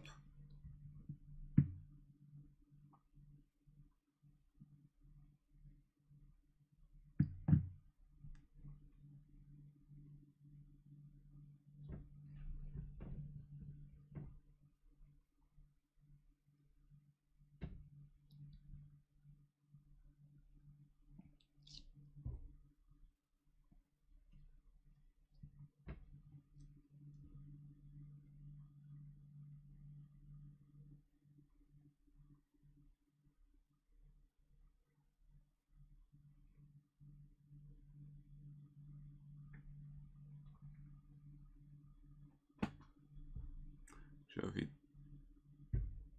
did say that was context. One quote doesn't say much. No, that's true. That's true. A quote taken out of context could mean something completely different to what was actually being discussed. So yeah, no, that's fair. That's fair. I'm still gonna take the piss out of it though, because it's funny to me.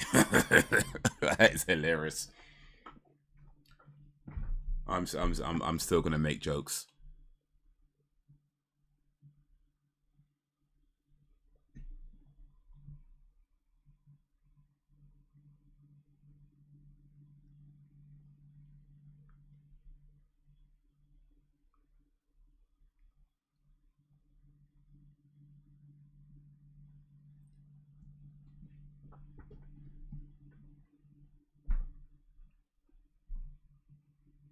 Imagine Jordan Peterson coming home though. Hey, Mrs. Peterson, it's sexy time. And his wife's just like, oh no.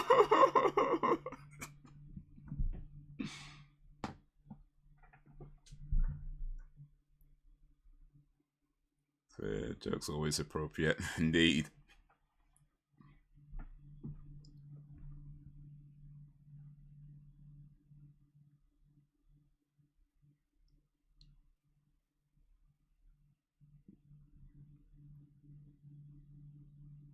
Thing is though, like that is kind of brave though. I would say that, like, if there is a real quote, that's kind of brave, because if I was with somebody and they weren't enjoying it, I don't know if I'd want to put that out into public. You know what I mean? I don't.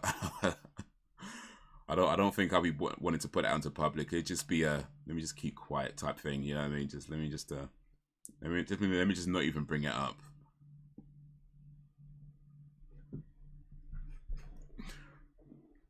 Need issues.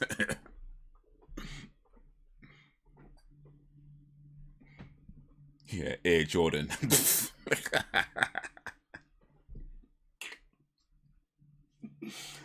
Ooh.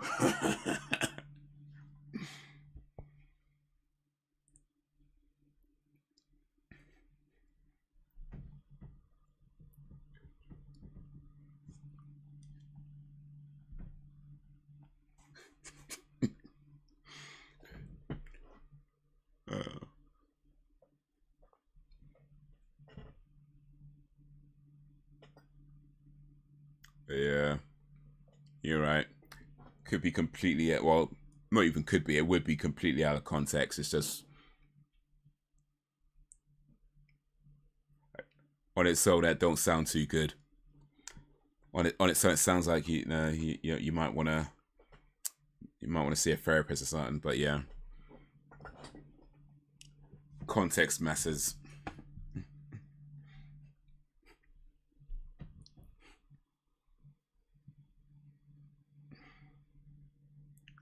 Oh, Scully's like seeing things.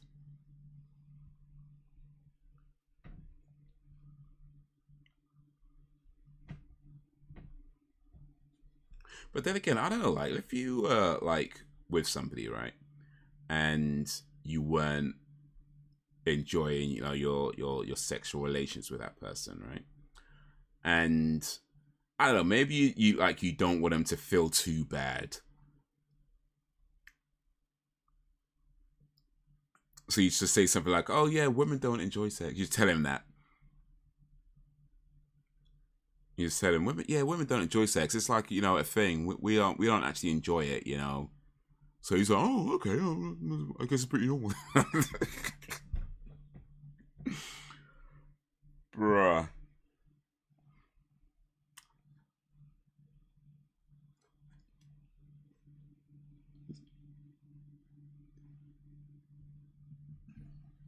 Listen, whoever I'm with, if she's not enjoying it, I need her to be completely honest.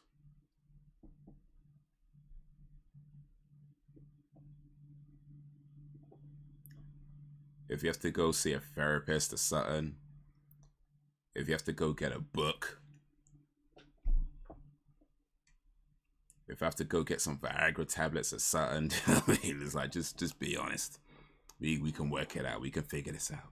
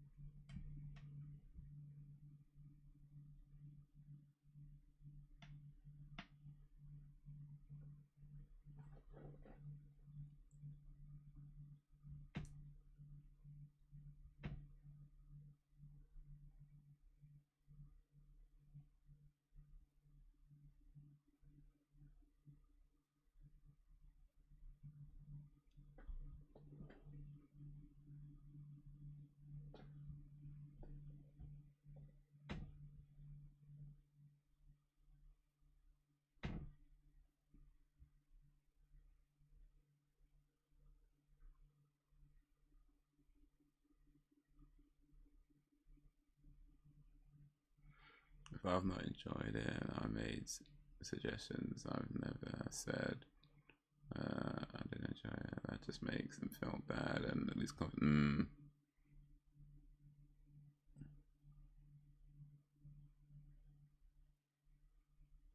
Right when you finish, it's like, oh, well, that sucked. Ugh. Waste of 3 seconds. Could have been filing my nails.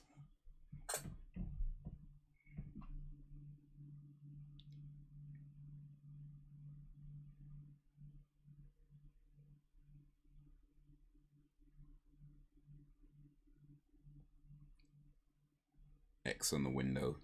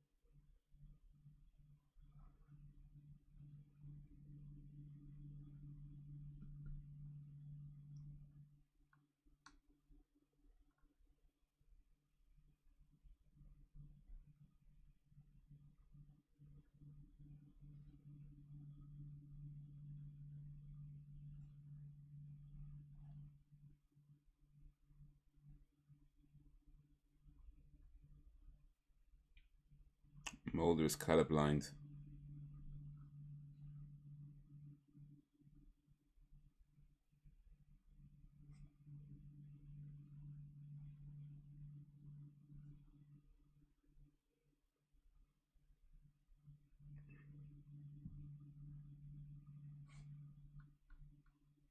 Man, imagine that though, like you're watching like TV or movies or whatever, and there's like electro signals in the imagery that trigger violent behavior. Like, that's mad.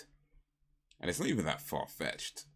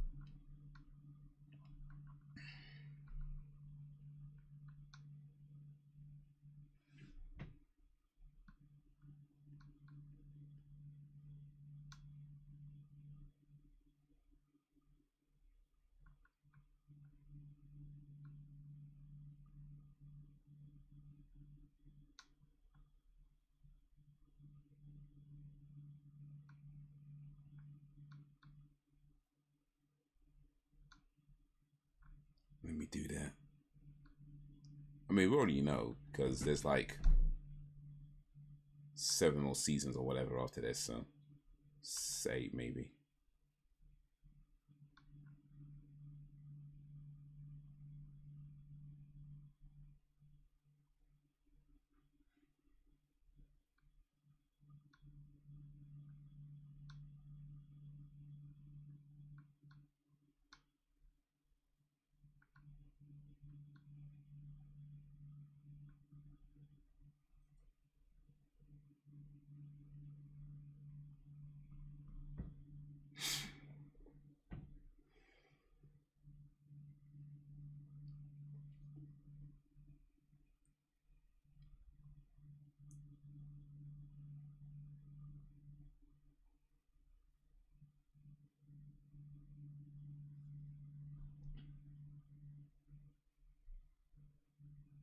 Just barge into somebody's house.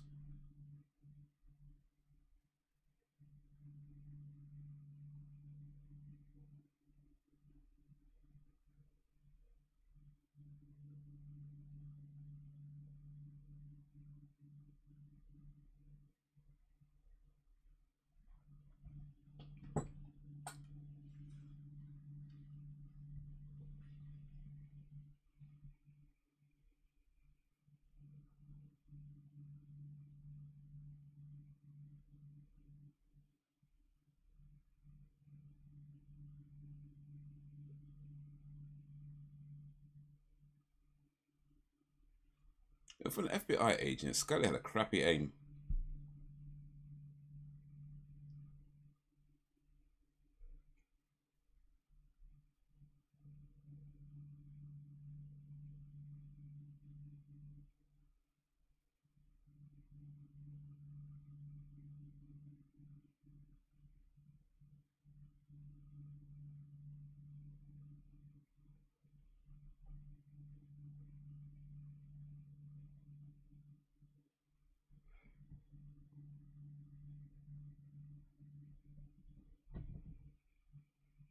It's intense though, isn't it? Like, yo, I mean, I know what happens, but still, it's intense.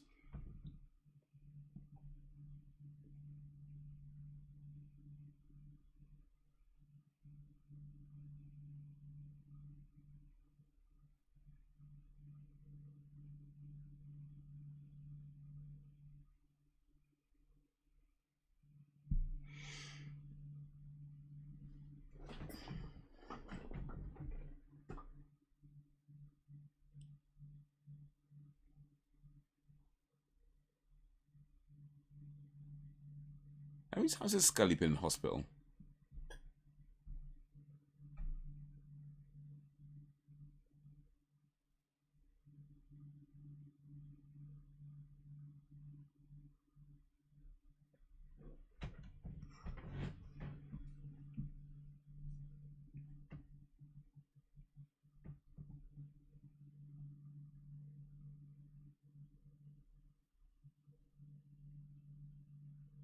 It's becoming her second home for sure. Like,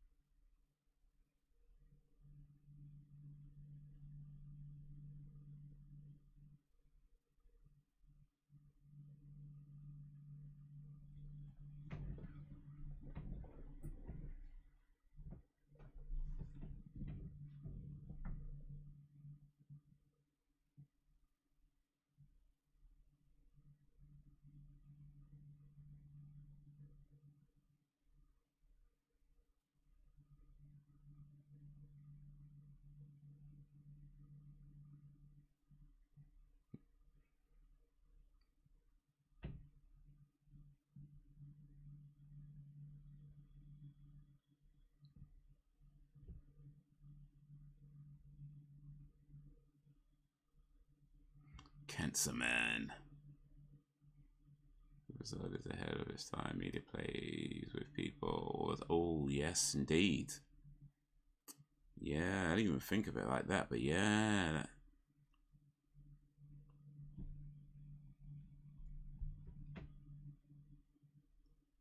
I mean, subliminal messages been around a long time, right? We know that.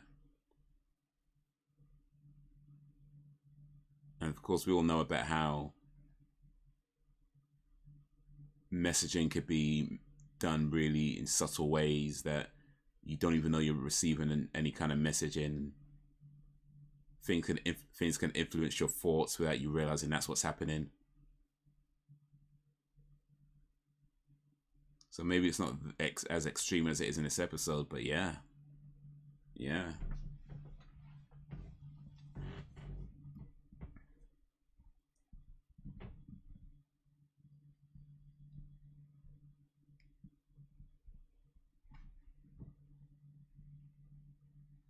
Ward.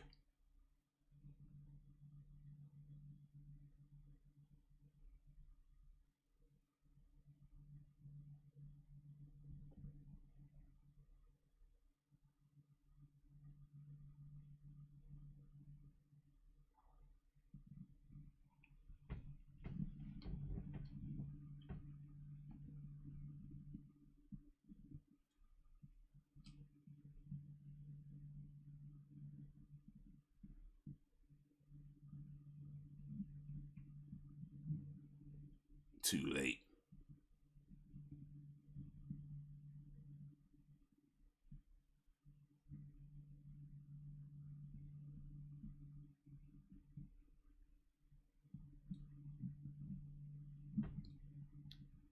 Brits and other non-Americans can to understand how deep the racism and other things are here in the US if they learn it.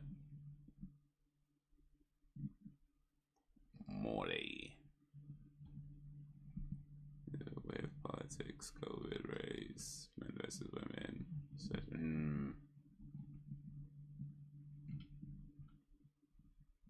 Yeah, you hear something enough times and before you know it, your opinions have changed and you haven't even realized why.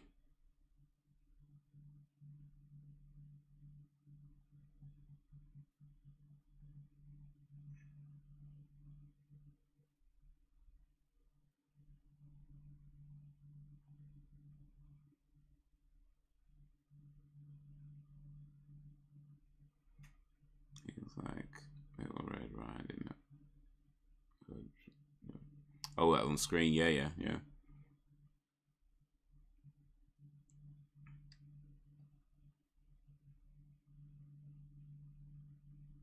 I mean, she might be a little bit old for Little Red, though. I think Little Red was like a 12-year-old or son. I think Little Red is one that gets eaten by a fox, isn't it? Is that right? She gets eaten by a fox, and the woodman cuts her out from the fox's belly.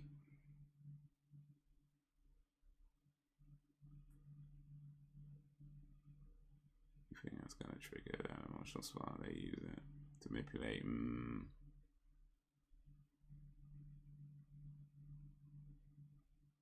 Oh, it's the cable guy. It's Jim Carrey.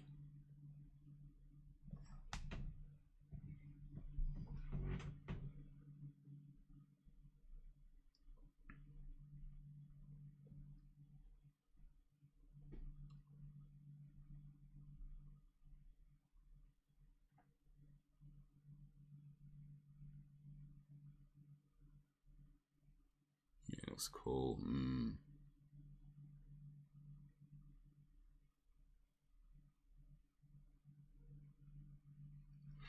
But yeah, it's like you know, if you look at how news articles, the headlines are often written in a way that's very kind of clickbaity or suggestive, or you know, things like that, or just written in a way that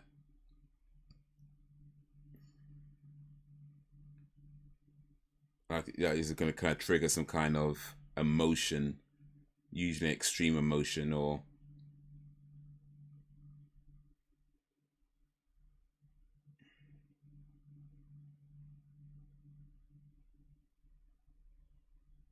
Mr. X.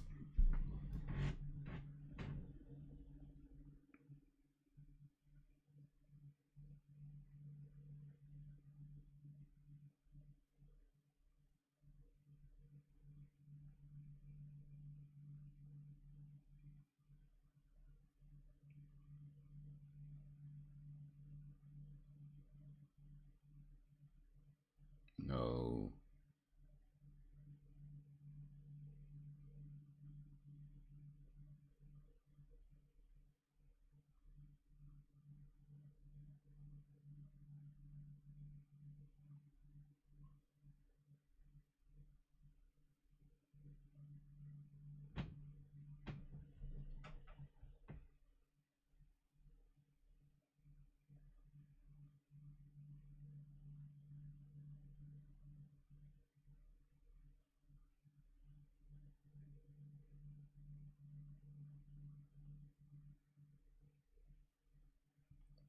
They're just dropping bombs, right? You think they'll stop at, was it commerce and politics? Are they really predicting the future?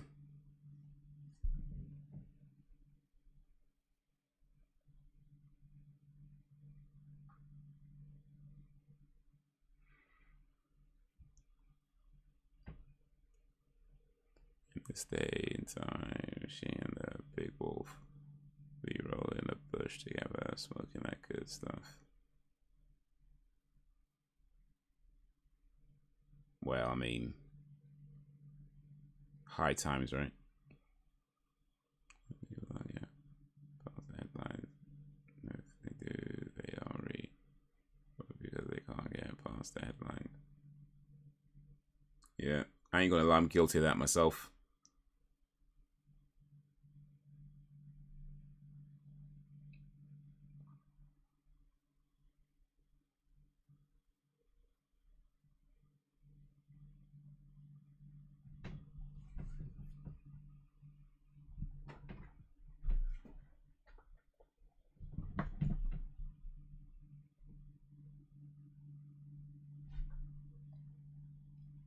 Liar. Mulder be lying.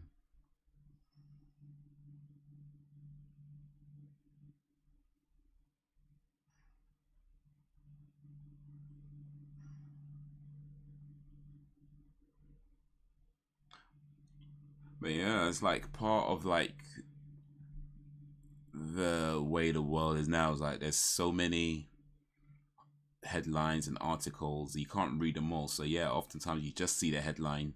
Like you say, you very rarely get past. You don't always get past that.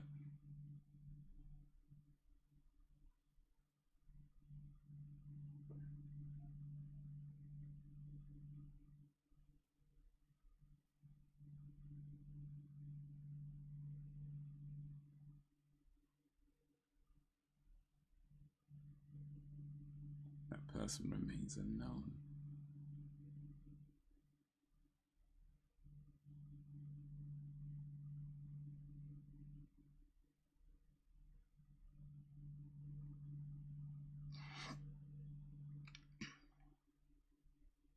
Alright, is carrying that goodish in the basket to her mama's house. Hey, mama trying to get high too. Well, that was a real interesting episode of the X-Files. Was it Wetwired? You know, definitely like some truths in there, right? About manipulating people through media, you know, and even the idea of like you putting signals, like coded signals in imagery, like that doesn't seem too far-fetched to me. Like I don't know if that's been done. Maybe it has, maybe it hasn't, I don't know. But it doesn't seem like it's something too far-fetched that it could be done. If not now, maybe some point in the future. But even just like the idea of like using media to manipulate people or to influence opinions, thoughts, things like that, that's definitely nothing new, right? That's definitely nothing new. Like I don't believe it's as simple to say violent movies make violent people. I don't think it's that simple, but certainly like the way subliminal messaging works, or just messaging in general works, and you know, like things you see in a film or a show or whatever could influence people, and that's not a bad thing per se, right? You know, there's nothing wrong with being inspired or influenced by something necessarily, but when there's done in a way to perhaps encourage certain behaviors or make you feel more, say, to more inclined to do certain things and make you feel more and more like it's a good thing to do or whatever, like it's the right thing to do. Not so much that you just watched a violent movie and it's made you go kill somebody. I don't think it's, like I don't think it's that simple. But certainly when you hear something enough times and in it just kind of coded way, it starts to influence your thoughts and eventually starts to influence your beliefs. And I mean, I don't know what kind of research's been done, but it doesn't seem too far-fetched that you do that enough times that it could perhaps get you to do something that you might not have done otherwise. So, but yeah, that was an interesting episode. That was, I like that one. I like that one. But this is the last episode now. It's called Talitha Cumi, episode 24. Get it ready on 0. We'll start playing in just a moment or two.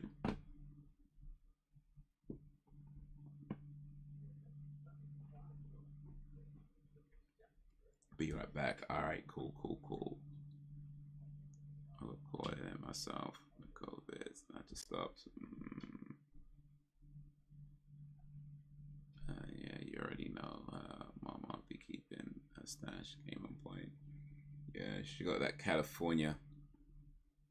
Oh, I don't know. Is California the good weed? I wouldn't know. All right, here we go. Get it on 0. Start it in a little while. In a short little while. You on the devil's lettuce, Braxton? you partake in the marijuana, in the Mary Jane, in the Kush, in the dope.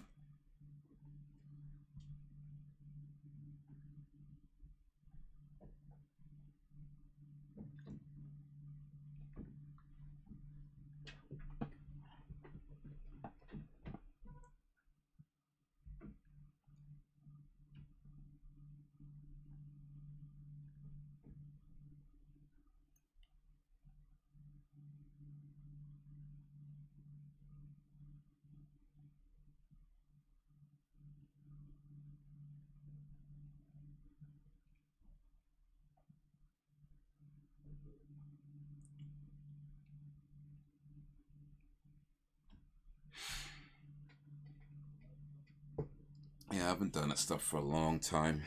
You know, tried it back when I was in uni, but not since. I mean, I know a bunch of people who do, and you know, that's their business. But for me, nah. But yeah, long time ago, before the wind and before the snow.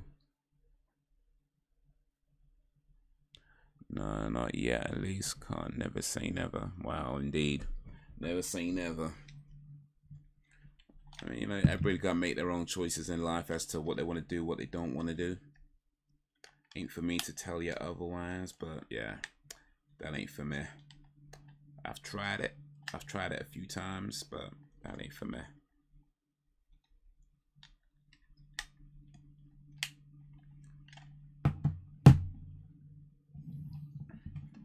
Yeah, back in uni, it was so common though, like real common. Like, it's mad how common it is. Like, literally, it's as common as cigarettes. That's just that common. And it was so open, like you can be in uni, on uni grounds, in uni property, on uni premises, and people just be open about smoking weed. Like, it was so common and just so open. Like, there'd be like, you know, lecturers, what you call it, like professors or whatever, teachers. Ain't nobody saying nothing.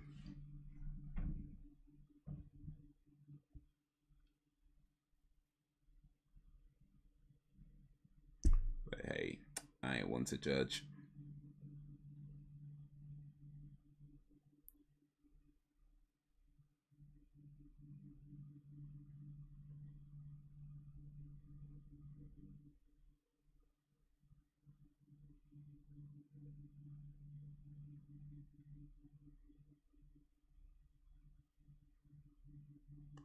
I ain't want to judge at all.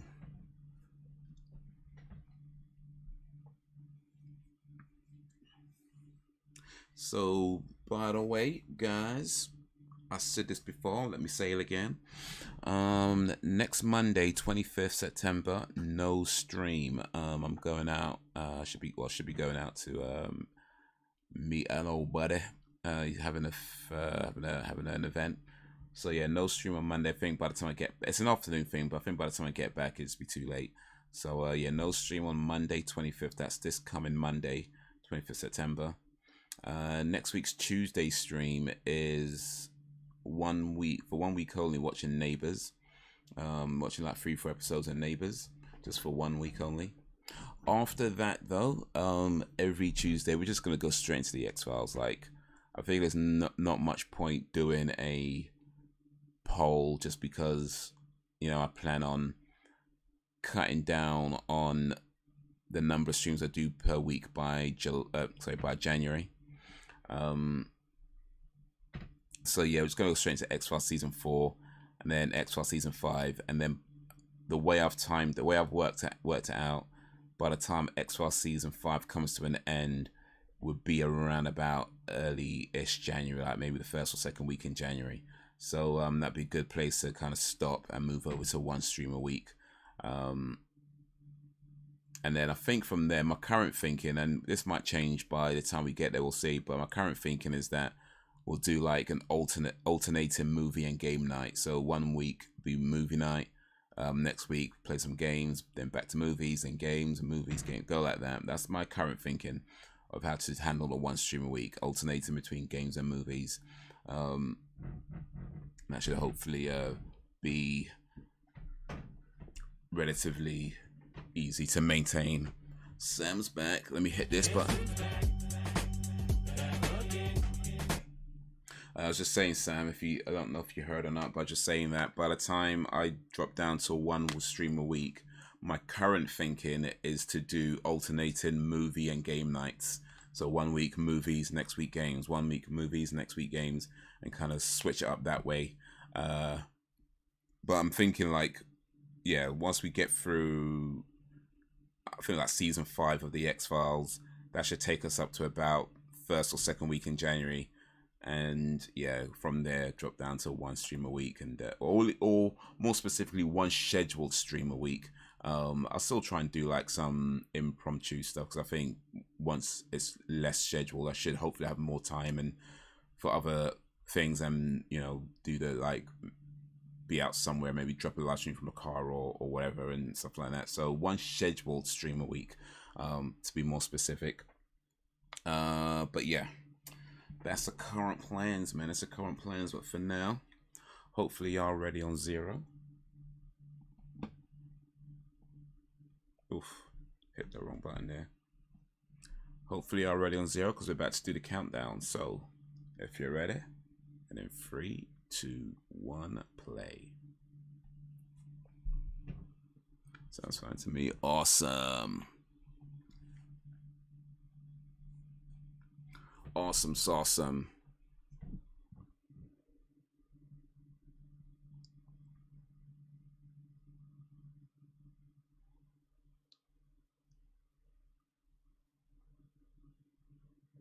He's just scaring people.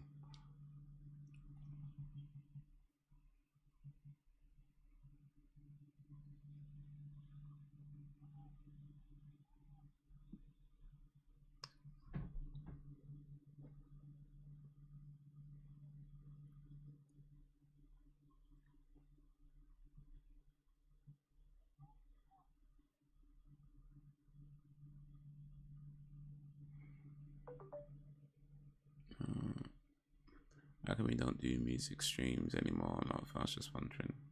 Music streams. Oh, like when I was doing like their reactions and stuff. Why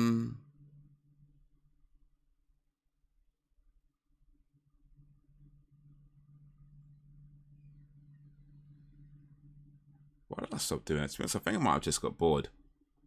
I can't remember the specific reason, but I think I probably just got bored of doing them. I think that was probably it. It's a while ago now. Kind of just gradually stopped doing it. I think I probably just got bored.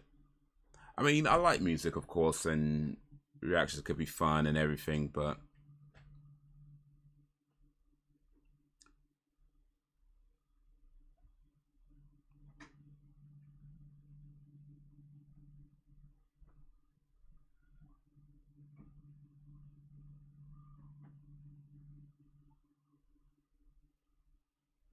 they waited till he shot 3 people before they shot him, though.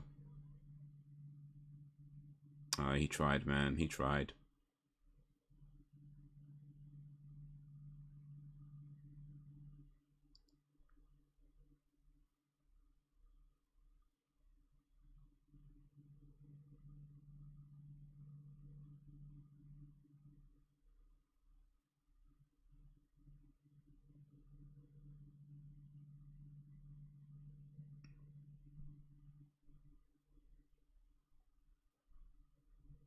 Okay, just healed him.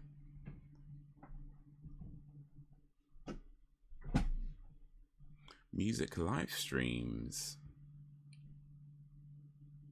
Well, I'll do music live streams.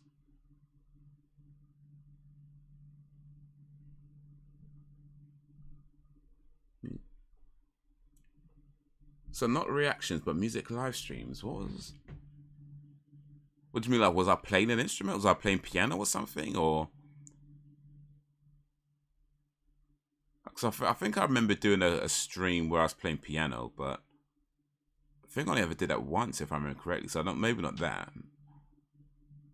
Music live streams, man. I used to do music live streams. I've definitely forgotten that. I can't remember doing those, let alone why I stopped doing them. I used to do music live streams, really? Alright. Were they good?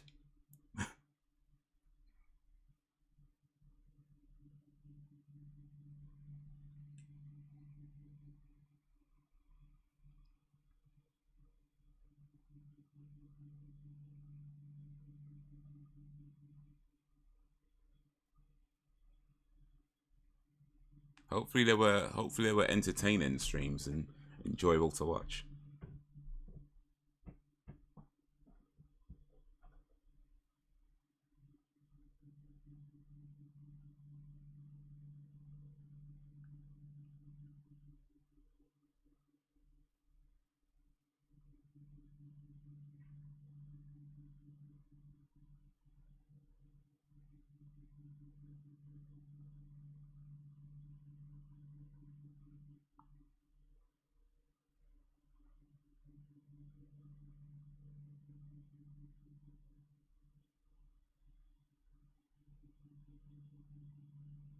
Oh, right. Yeah. Okay, yes, I know what you're talking about now. Yes, I remember doing that. Yeah, where it'd be like,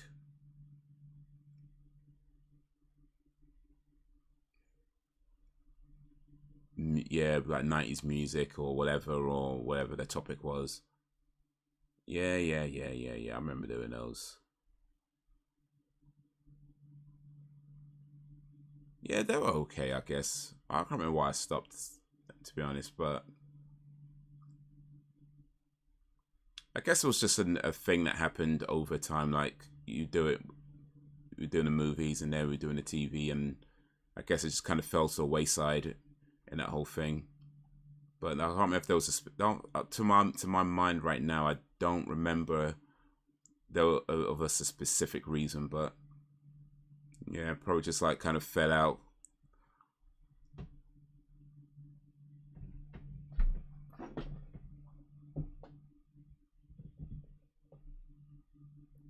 Yeah, maybe we'll do another one of these days. Never say never.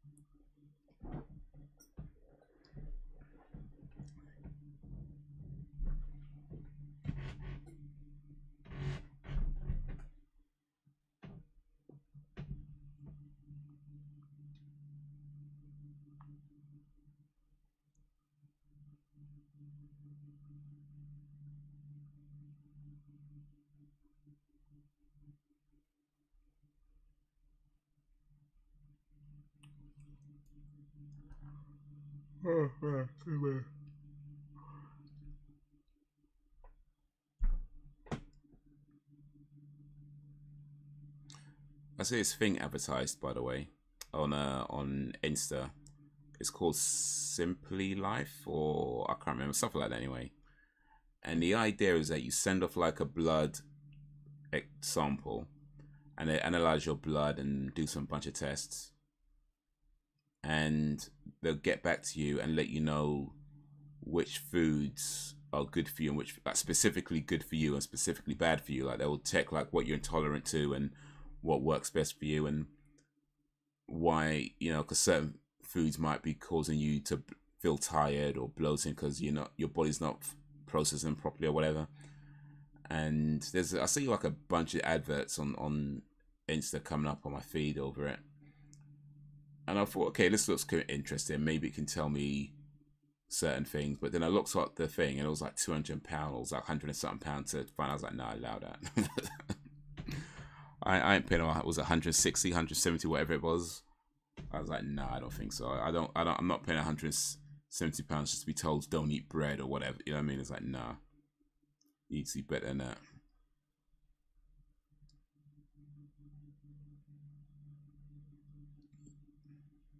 It was like maybe 20 quid. I might be like, all right, let me maybe try this, see what it says. But 100, like, bro, mad.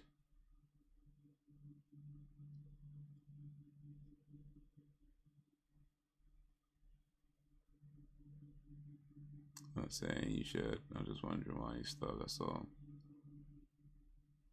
I wouldn't do them ever.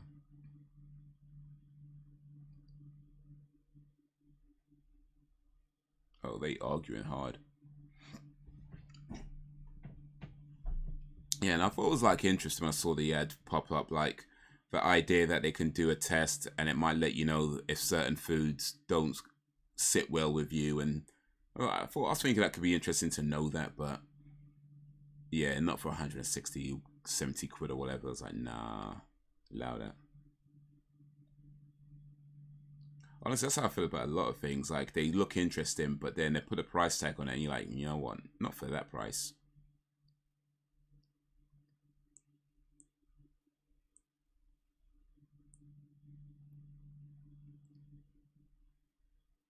Because, I mean, you can pretty much figure out yourself that if you eat something and you feel bloated afterwards, maybe don't eat so much of that thing. You know what I mean? You don't need no test to tell you that.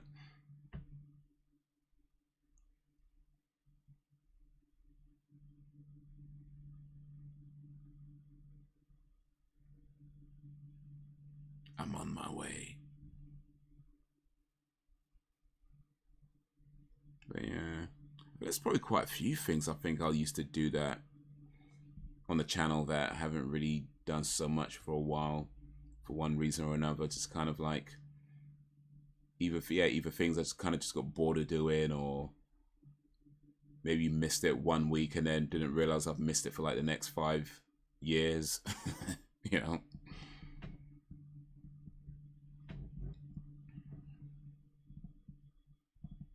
I want to do one of those family genetic tests to see heritage. Okay.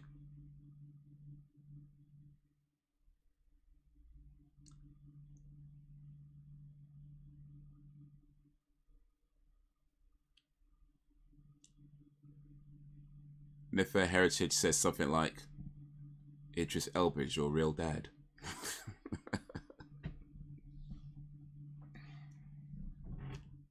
Is that cause for celebration or cause for anger? What are we talking?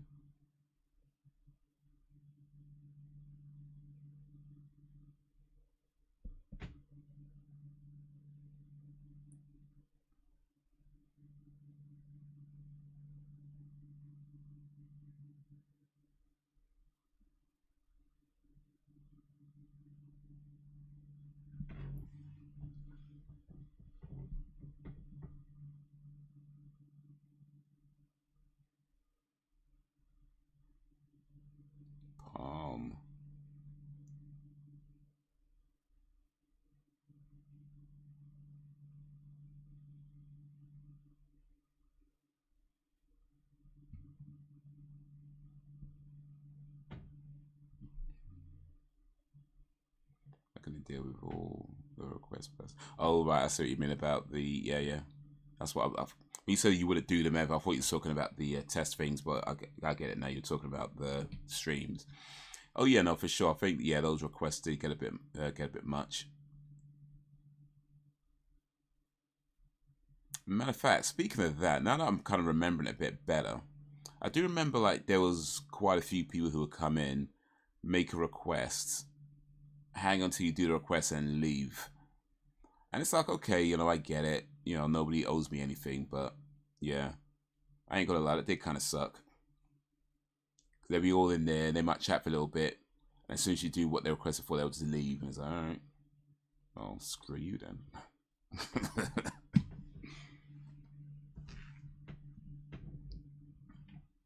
I wish.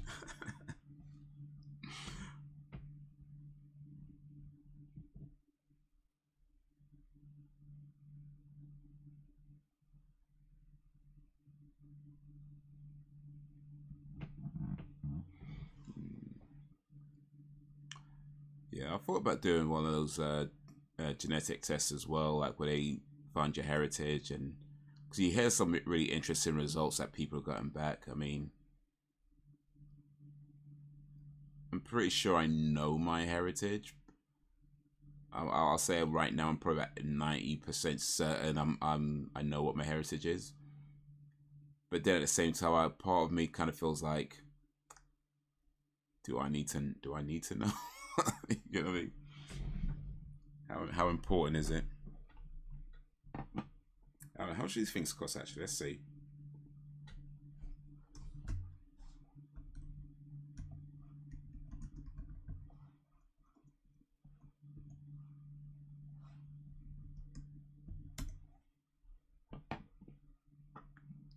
Ancestry, I think that's the site. Yeah, 23andMe Ancestry.co.uk. Let's see what they charge for a test. Low end it's £80. High end is £95. Unless you want membership, then it's like 130 quid. But they're doing a special discount right now, so it's only 80. I ain't paying that though.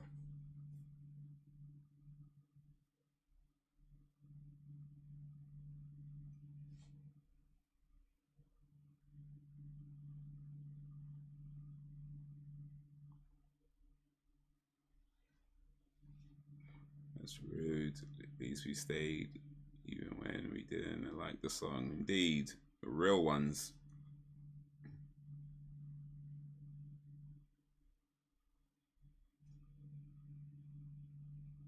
I think I remember one dude saying something like, I think he requested a song. I can't remember the artist, what song it was. But somebody requested a song, and I was playing it, and I was talking through it because, you know, that's what I do.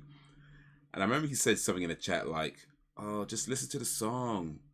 I'm like, "Bruh, this is not the place for you, mate. Like, I'm not a radio DJ.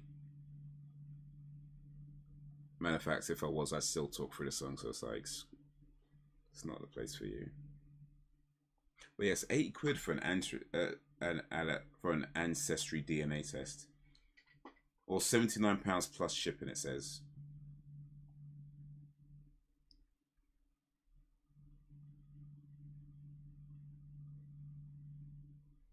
Yeah, I don't know if I want to pay 80 quid though. That's a bit much. If it was 20, I might do it, but 80, yeah, you.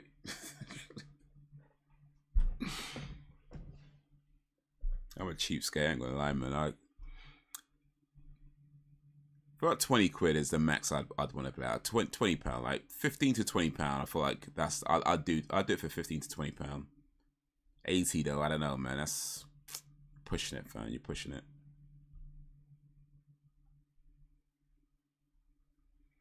One is because her eyes are very dark and her hair texture isn't normal for a white girl. Her words, not mine. It's more on her dad's side. On my stream, how dare you? Right, you know what I mean? Like, so I don't know. Maybe her dad really is Idris Elba. Then I'm just, you know, maybe. What starts off as a joke could be a real thing.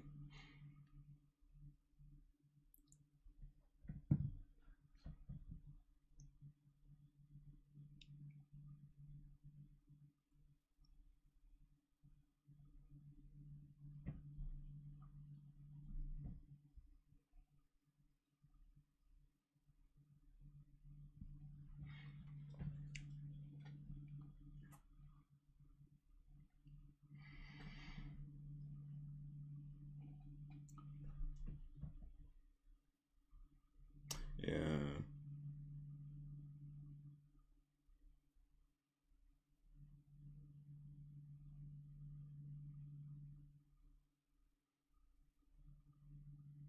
But yeah, I think I'm starting to remember why I probably stopped doing those types of streams.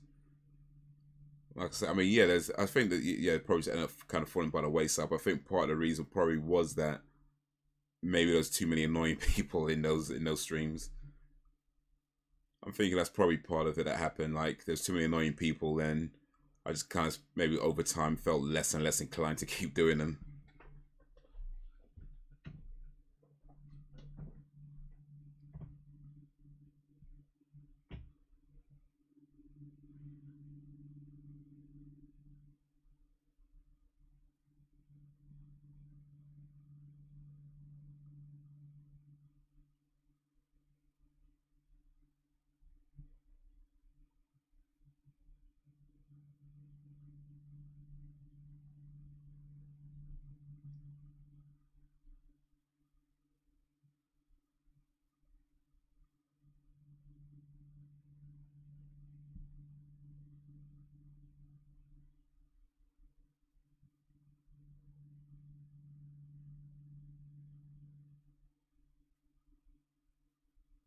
everybody's lying or telling the truth.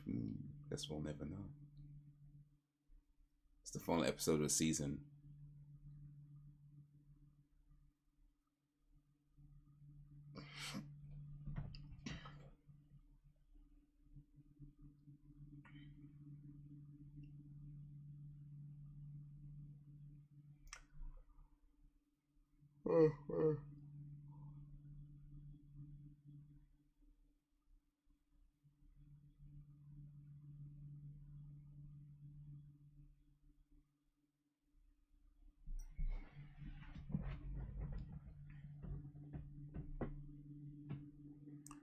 She wasn't thinking. She has back in her. She was more thinking maybe Turkish or something like that.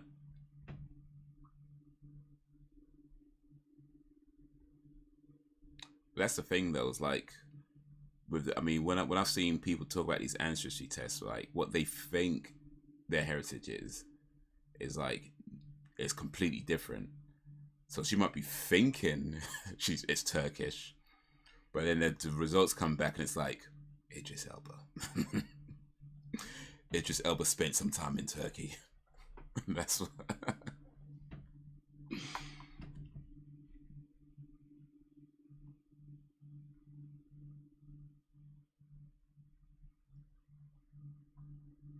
I don't know, man. I think anybody 25 or younger, there's probably a high chance Idris Elba is all their dads, quite frankly.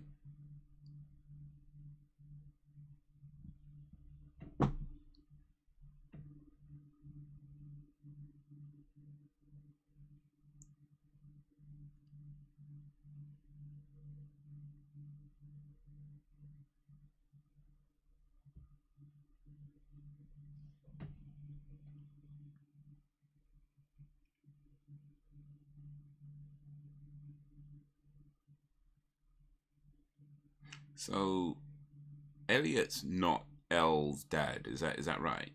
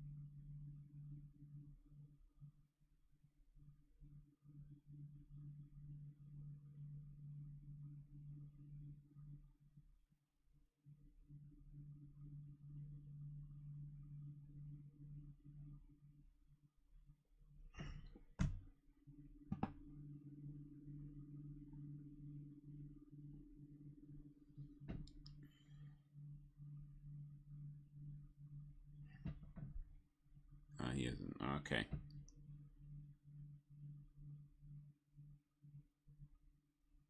And as far as we know right now, it's not Idris Elba either.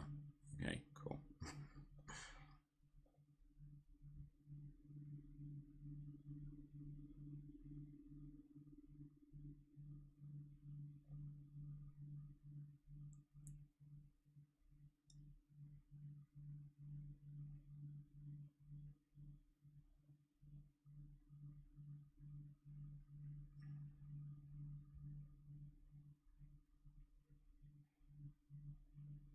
Yeah, it was my high school boyfriend. Okay, okay.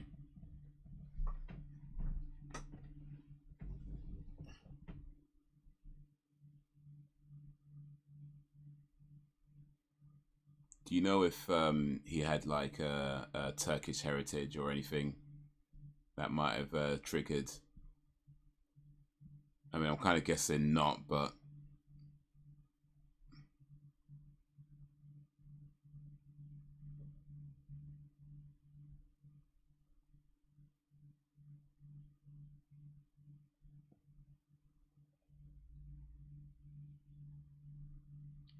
people are just smashing up their lamps. Like, you know, you can open these things. If you can put something in it, you can take something out of it.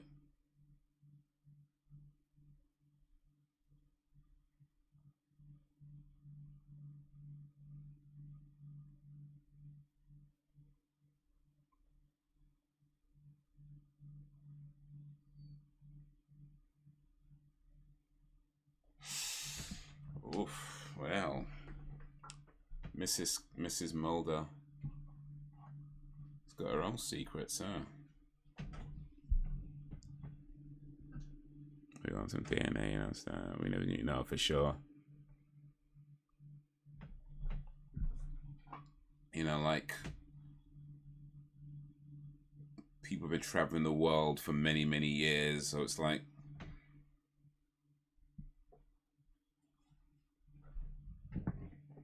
you might think your family's been in one country for however long. I think, okay, that's your heritage, but then maybe like long before that, members of your family were traveling from this part of the world to that part of the world, and then they travel here, there. Turns out you're like 0.2% Japanese or something, you know.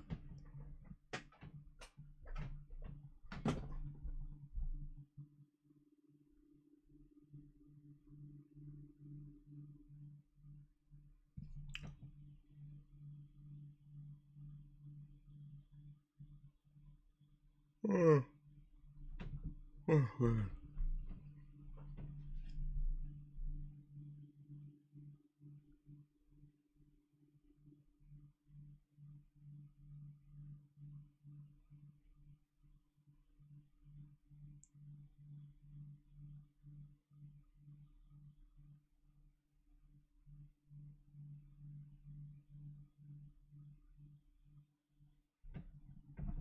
I don't know, maybe I should do one of these DNA tests.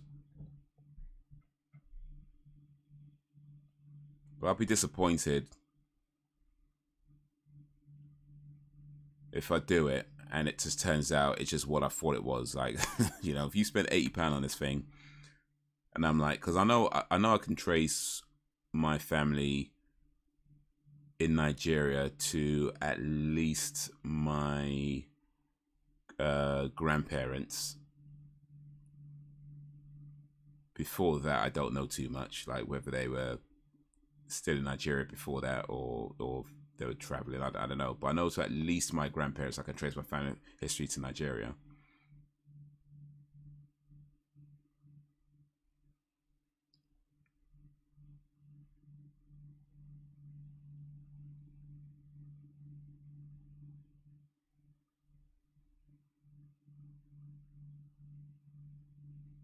So yeah, if it's just like it comes back and it's like, oh yeah, all Nigerian, all Nigerian. I'm like, man, I spent £80 just to tell me something.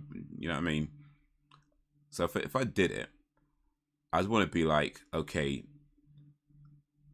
family history in Nigeria, cool, knew that. But then after that, I want to have like Jamaica, you know, Puerto Rico. You know what I mean? I want to have, I don't know, Botswana, Argentina, China, Australia. You know, if I do that, I'd want to be like literally like all over the world, like have like percentages from all over the world, like every country.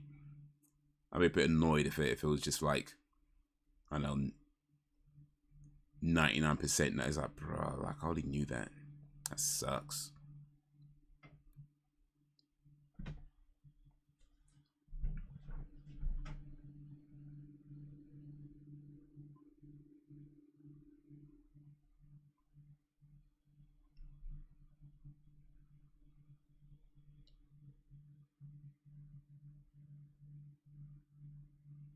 That time is past.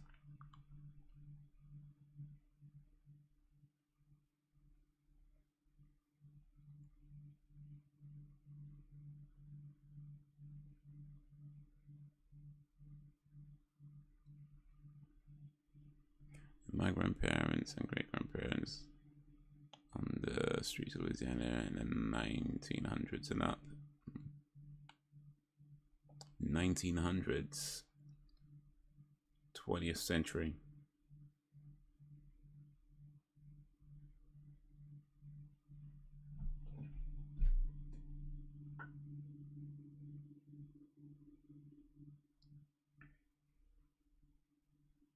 Imagine how that was 9 times out of 10.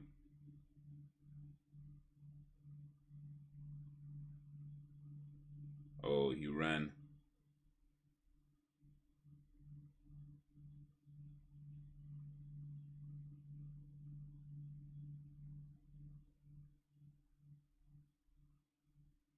Oh.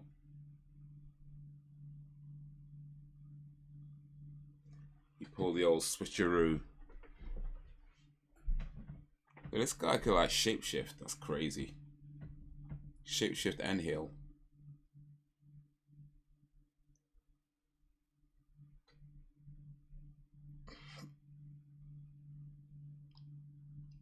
This guy's breath must stink, man.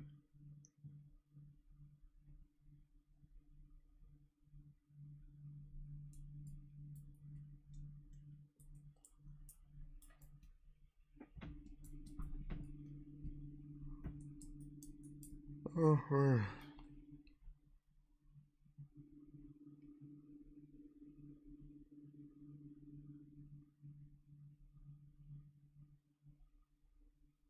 I think I've got to be at least 30% Australian though. So I'm tired all the time.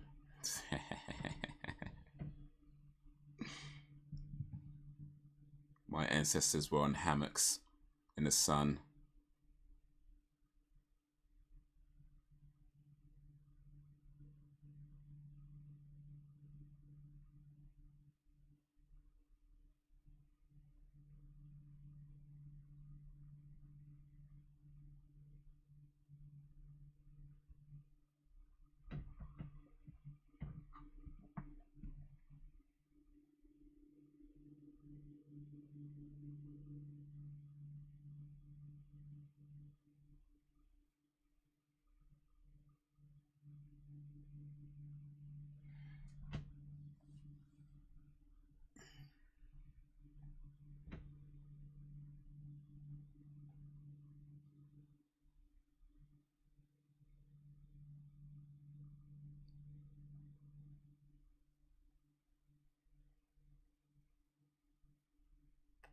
I just had to watch their step and words around them folks.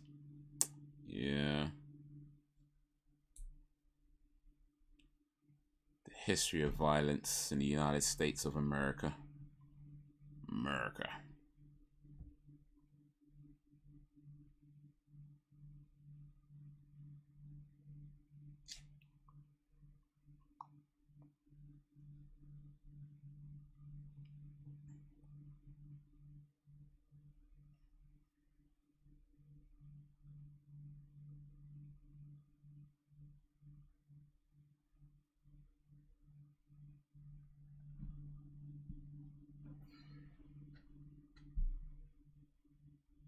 Can't lie though, this episode does seem kind of boring. Like, it's a weak way to end the season.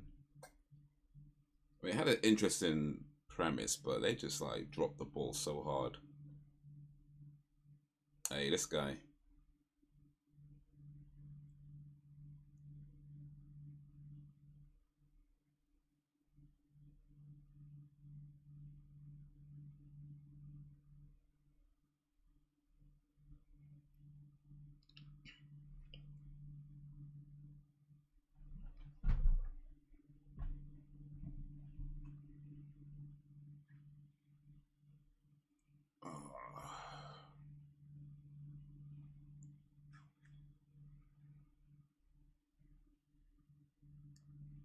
He's gonna hold it out though.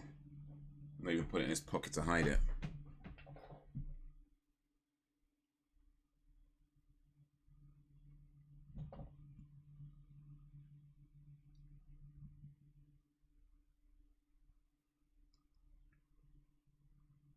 Yeah. They might have had hammocks too. Usually rocking chairs.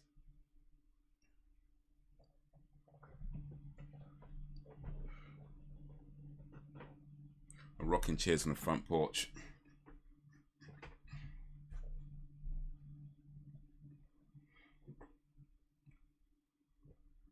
with a straw in the mouth.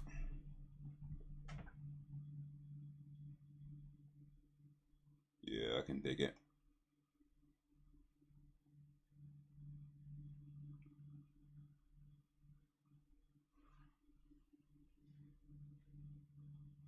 Oh, man.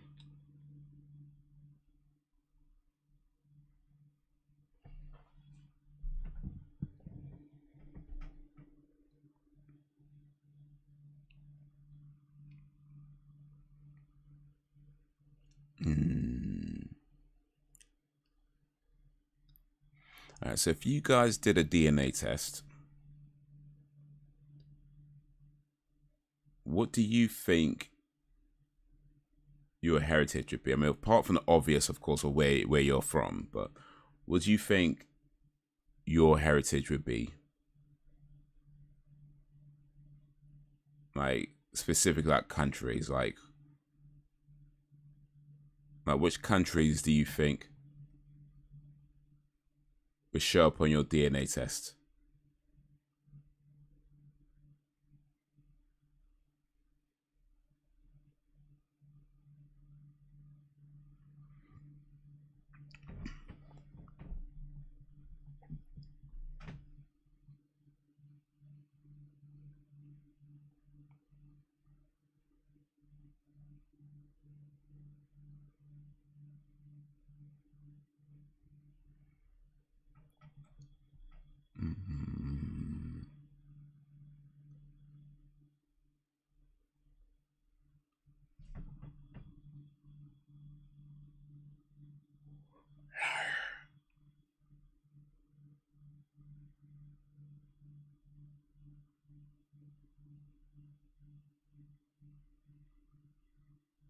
Oh, looking suspicious.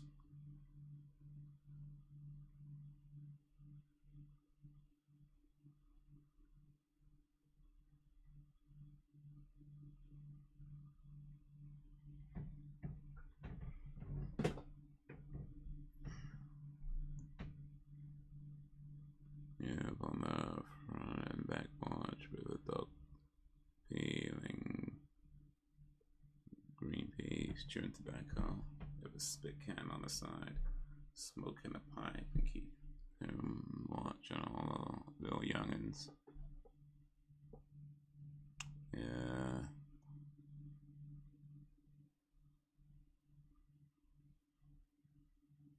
I've had that, but sometimes I know them too.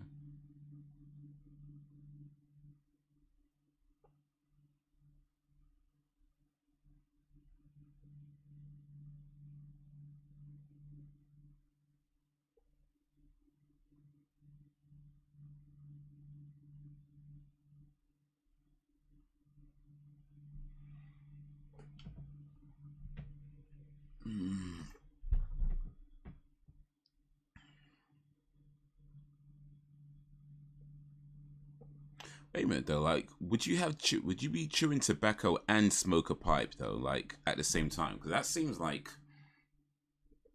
an unnecessary double up. Like, if you're chewing tobacco, okay.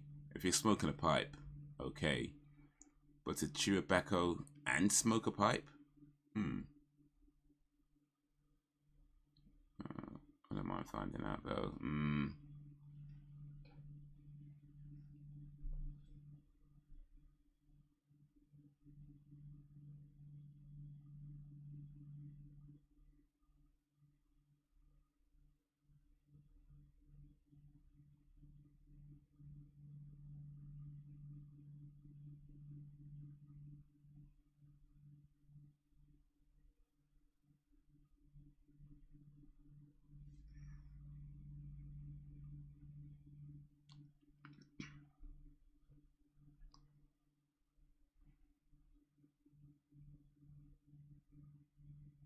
You be yelling,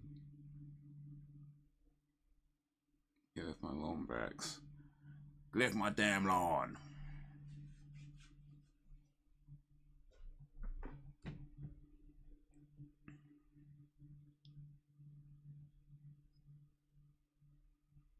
Some done it and does it. So there's almost way back. Until now, I have mastered it. Chewing tobacco and smoking a pipe. Mate, you do that. You must have the most rotten mouth though, like, because chewing tobacco will give you mouth cancer. The pipe will give you lung cancer. Both of them are rotting your teeth. I don't know if you can master stuff like that. That's just gonna make you real. Like, imagine talking to somebody after they've been chewing tobacco and smoking a pipe is very unpleasant.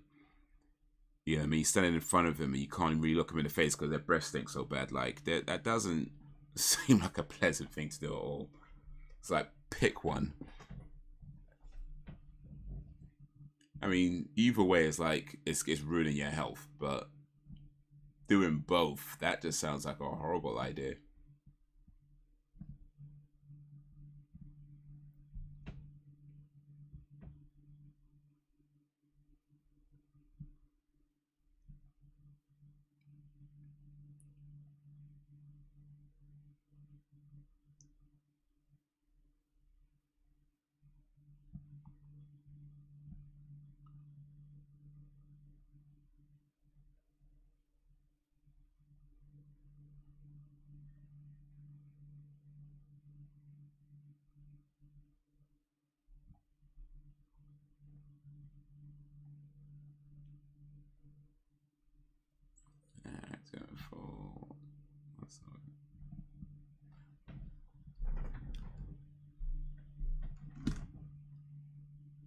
They don't know you can shapeshift yet.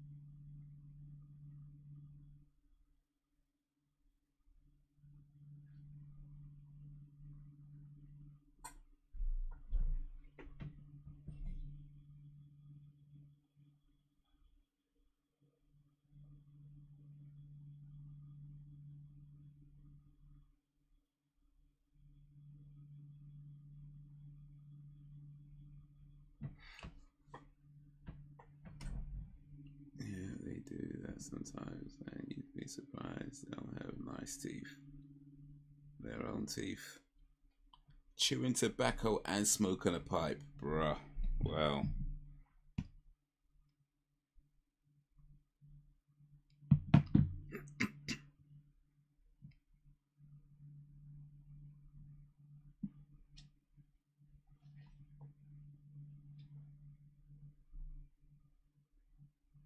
Well, if they're doing it and they've been doing it, then hey, maybe they have found the way, but mate, I don't think I'll be trying that.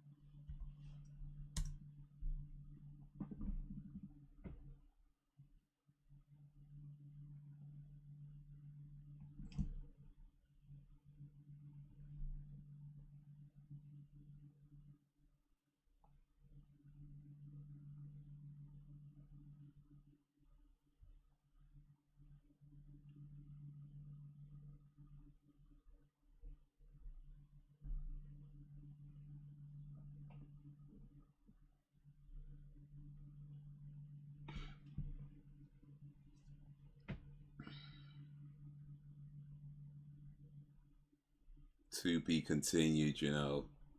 Raw.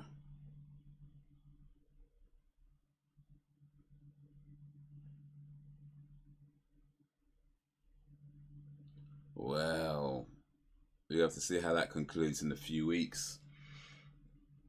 With season 4, episode 1, Heron Volk.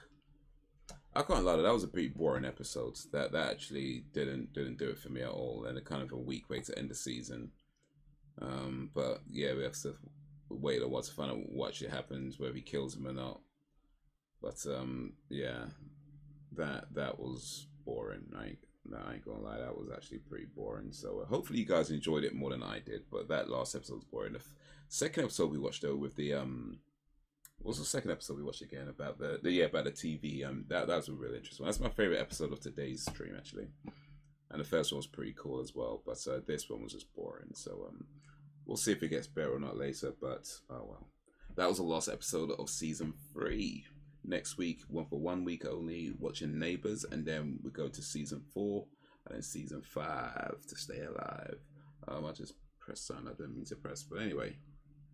Let me come over here now. That's the wrong button.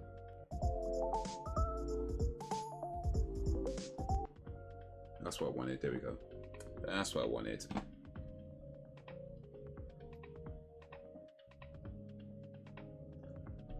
From the 1600s to the 1950s, 60s, I think, to the 50s and 60s. When people were tended to their tobacco gardens or fields, they used their tobacco to tobacco spit. Tobacco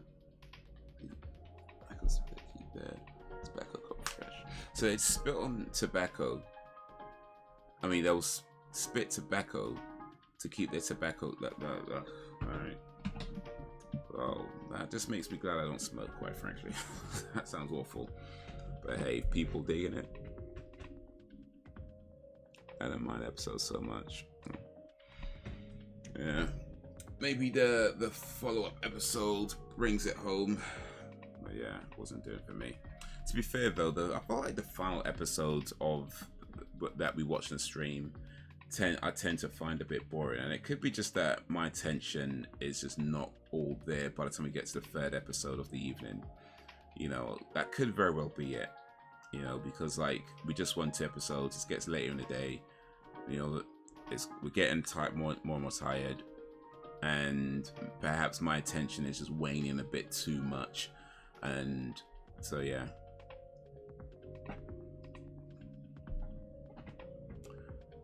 So yeah, maybe that's part of it.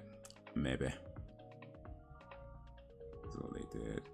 His name was Ben's Benefit. Well, he suggested it. He did suggest it, but I did think it could be a cool idea. It makes a nice break. Do something a bit different. Do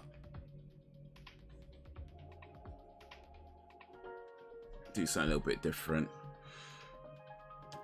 But yeah, just for 1 week, watch maybe 3 or 4 episodes, see how the new season starts. I don't think I'd be watching it consistently though. I don't think I'm trying to get back into Neighbours like that myself.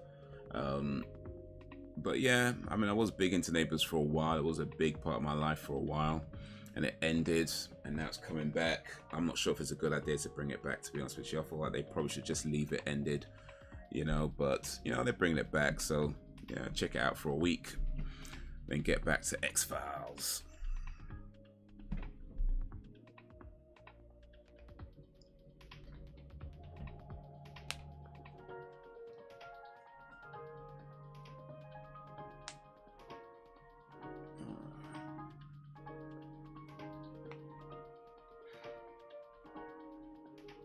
Oh.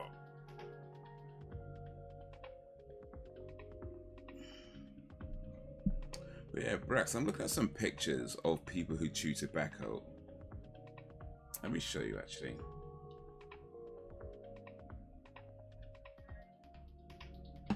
This is some pictures of people who chew tobacco, that what it does to their mouths. Are you telling me that you know people who chew tobacco and smoke a pipe and they've got nice teeth? Like, have they just started? You know? Did they just do it once? Because it looks like tobacco be mashing up your mouth for something rotten.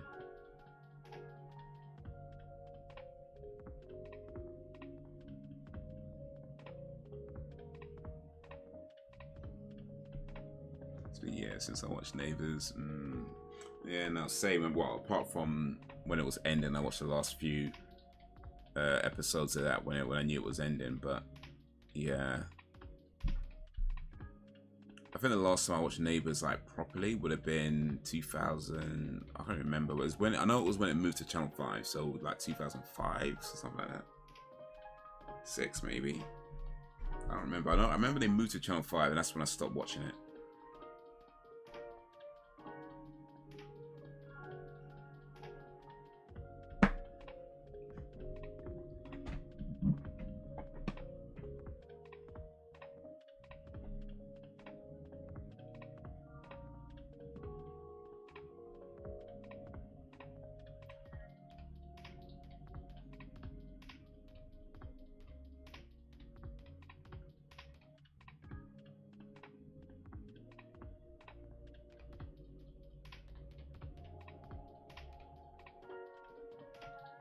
I've seen plenty of yuck mouths like that. Other people and seen plenty of one. Seen plenty of one thing to another. Man.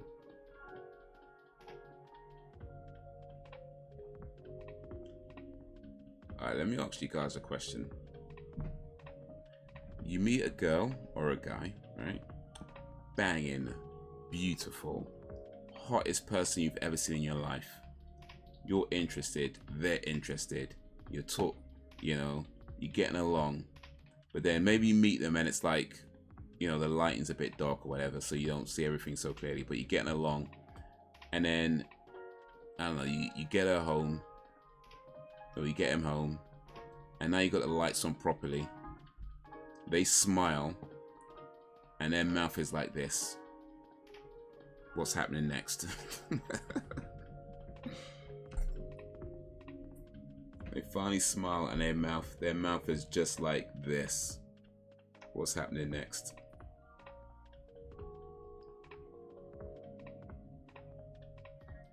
I can ask all that some students dipping in class and using soda bottles for spit cans.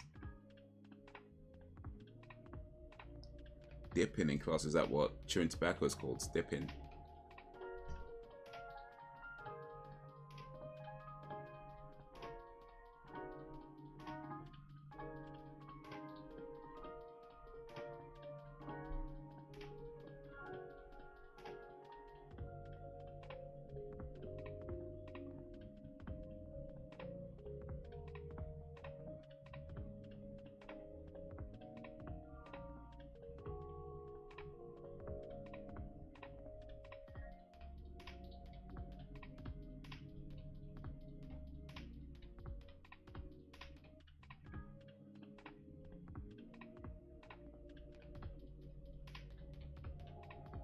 Adventures in dipping. Oh, okay, yeah, I guess that's the term for it.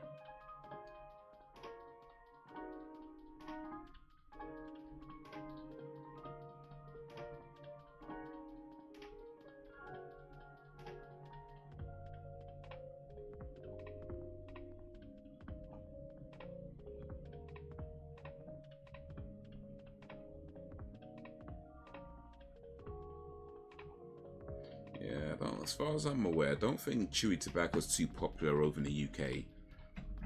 I'm sure somebody does it, but as far as I know, it's not particularly a common thing.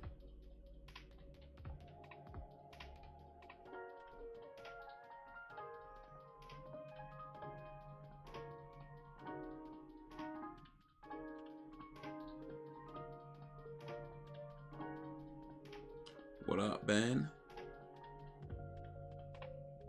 How you been, Ben?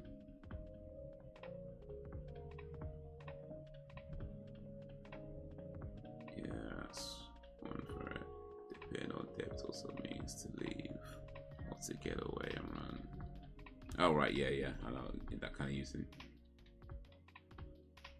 Let's remember that also people dipping in snuff. Snuff. I think I know snuff. It's like a thing that you sniff, isn't it? Yeah, oh, good. For next awesome. I can't. I once told a guy I wasn't interested because he only had a few teeth. Oof. The thing is, I feel like there's a lot of people don't have perfect teeth. Like, I know my teeth ain't perfect, so I ain't gonna try and pretend otherwise. But I feel like there's like a limit to how much you can, you know, like I feel like there's limits. Like, you can put up with maybe someone who has teeth that aren't so great. Like a lot of people don't have amazing teeth, but there's a point where it's like, nah, it's just gone too far.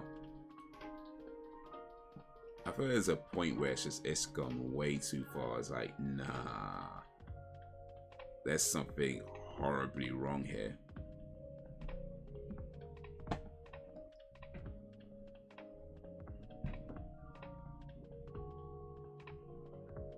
But yeah.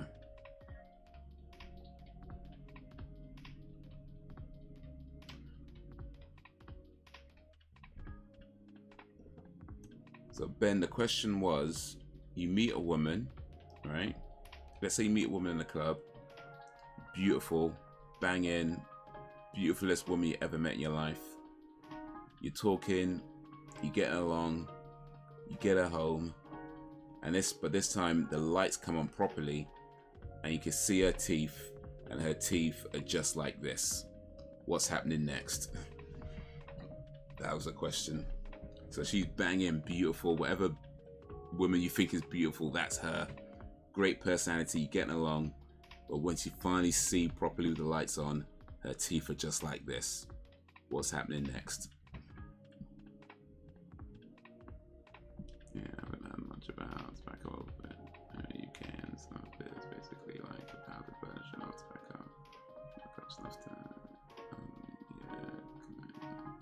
in my defense, I had a lot to drink and no filter.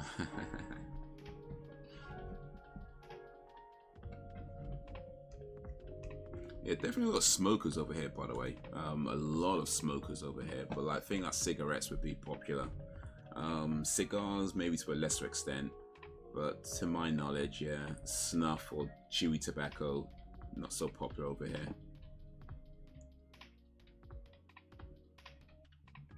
Yeah, I don't know. Yeah, that's what, like, you sniffing it. Yeah.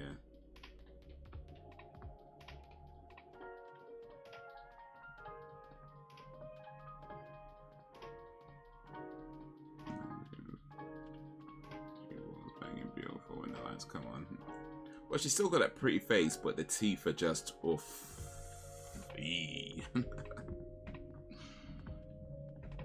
Still got a pretty face, still got a great personality, but the teeth.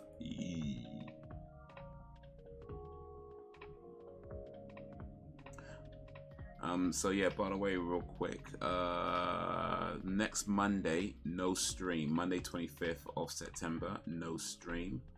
I'm going out to an event in the afternoon, and I don't think I'll be back in time to do a stream. So yeah, no stream next Monday.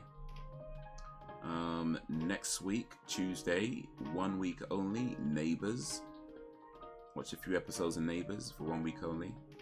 And then after that, because I plan on reducing the schedule down to 1 a week in January, I figured not much point doing a poll. May as well just stick with the X-Files and just do season 4, season 5, and then end on season 5. Because by the time we get to the end of season 5, that'll take us up to about first or second week in January. So I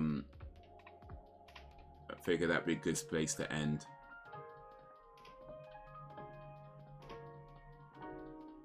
Well, at least for the live streams anyway. I might watch the rest of it later.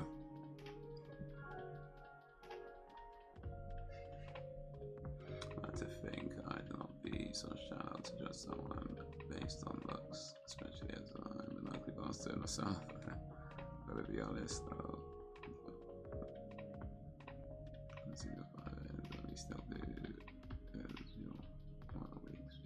So yeah, what I'm thinking then, my current train of thought right now is when I go to one stream a week, it's an alternate between movies and games. So do movies 1 week, games the next week, movies 1 week, games the next week, and maybe just allow the TV shows.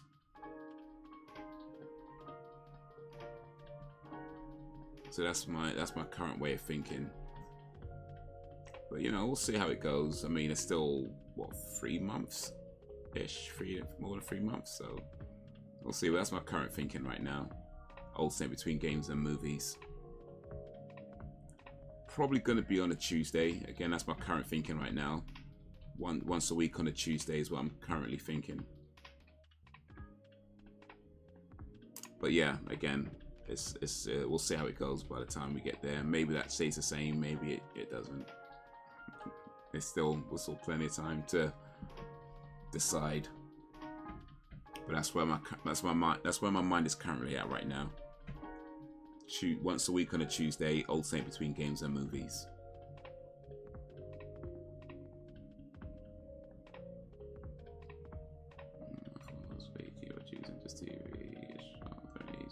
Yeah, no, I was thinking that last week. I was. But yeah. Not now.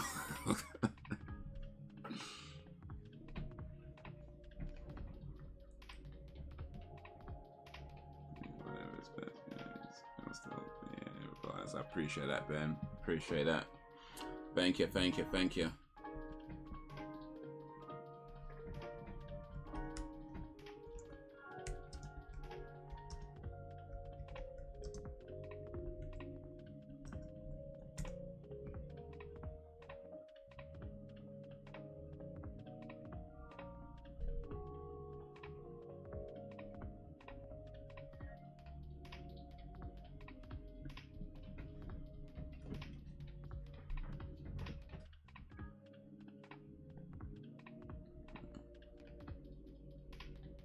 Week, so things are just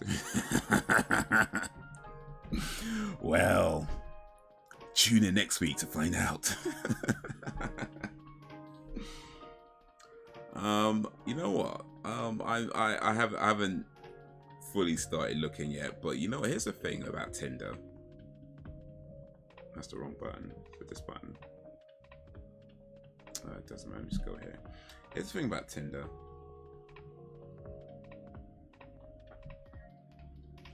Tinder is, in my opinion, and I appreciate different people have different experiences, but in my opinion, Tinder is maybe the worst place to try and meet somebody. Or I don't know, maybe not Tinder. Maybe there's like other places like, was it Hinge, or I don't know, maybe they're even worse. But Tinder is at least amongst the worst places to try and meet somebody. If not the worst, certainly amongst the worst. Now, to be fair, I'm talking about Tinder from, I don't know, 5-6 years ago or something, or whenever it was. It was a while ago. Maybe it's changed since then. Maybe the environment is different now. I don't know. But certainly when I tried it, I was like, nah, this is horrible. This is actually horrible. I ain't saying it's impossible to meet somebody on Tinder. Of course, it's not impossible. I'm sure you can meet a great person on Tinder as well. They do exist, but my experience, nah. That was a horrible. I did not like it at all.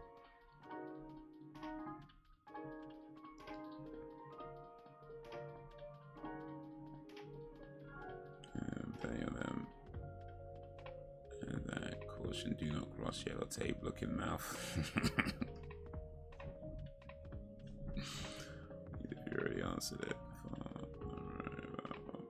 You do in a situation with a woman with no teeth or lack of teeth. Turn the lights back off. What you don't know won't hurt you, innit?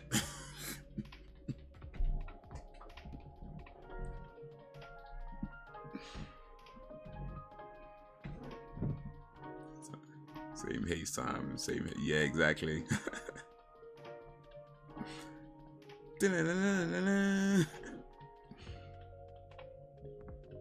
Such a supportive wife. Use the best, Sam. My wife lets me meet other women.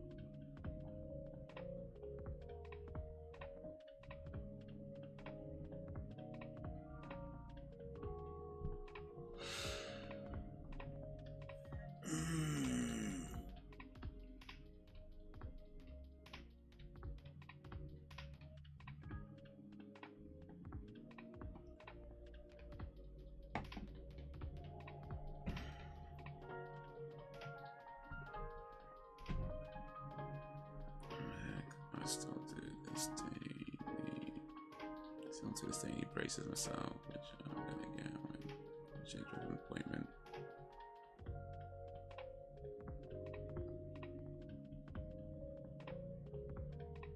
Yeah, I should probably do that soon, really. I mean, I think the longer you leave it, the worse it gets, right? Isn't it?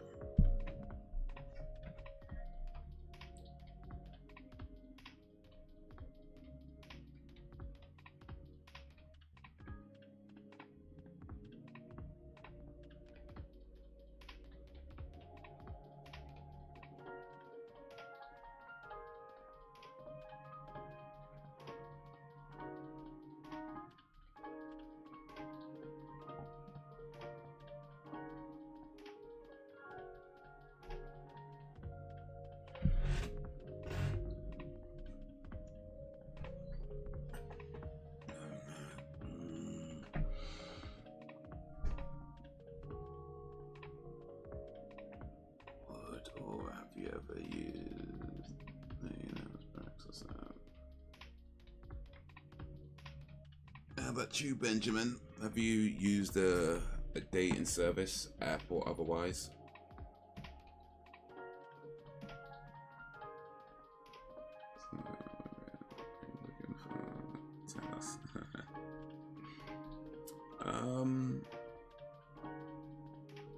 I don't know. I mean, I guess I know, but I don't know.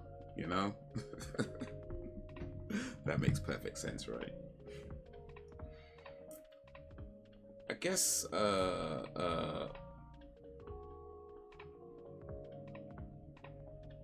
someone I can get along with. I mean, that's important, of course. You know, I'm trying not to have like lists of criterias and things like that, because I'm not sure that's a good idea. I mean, of course, you don't want to, you know, be with some skank hoe or whatever. Actually, maybe that could work. maybe don't knock the idea. I'm just saying. But I mean, you know what I mean. But you don't want to be with somebody who's just like horrible and mean or whatever and all that kind of stuff, right? But at the same time, it's like, I don't want to get into this whole thing. Oh, she's gonna be this, she's gonna have that, she's gonna have this, gonna have this, gonna have that. You know, and just listing off like a whole bunch of criteria. So I'm not sure that helps. You know. So yeah, I think it's gonna say for now. Yeah, someone I can get along with. You know, someone who doesn't feel like work. You know, like if you're gonna be with somebody, then you don't want to feel like work. Like, of course it's gonna have like, you know, your ups and downs and blah blah blah, but you just generally don't want it to feel like work.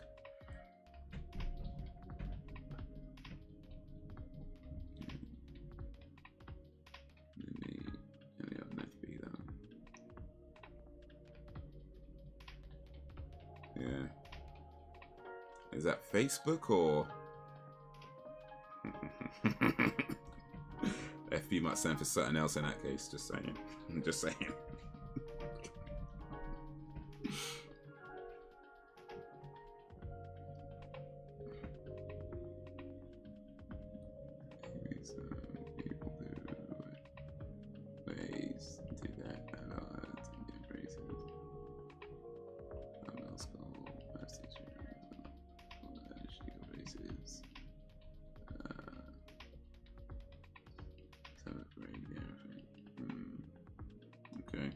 I guess if it doesn't matter, then hey.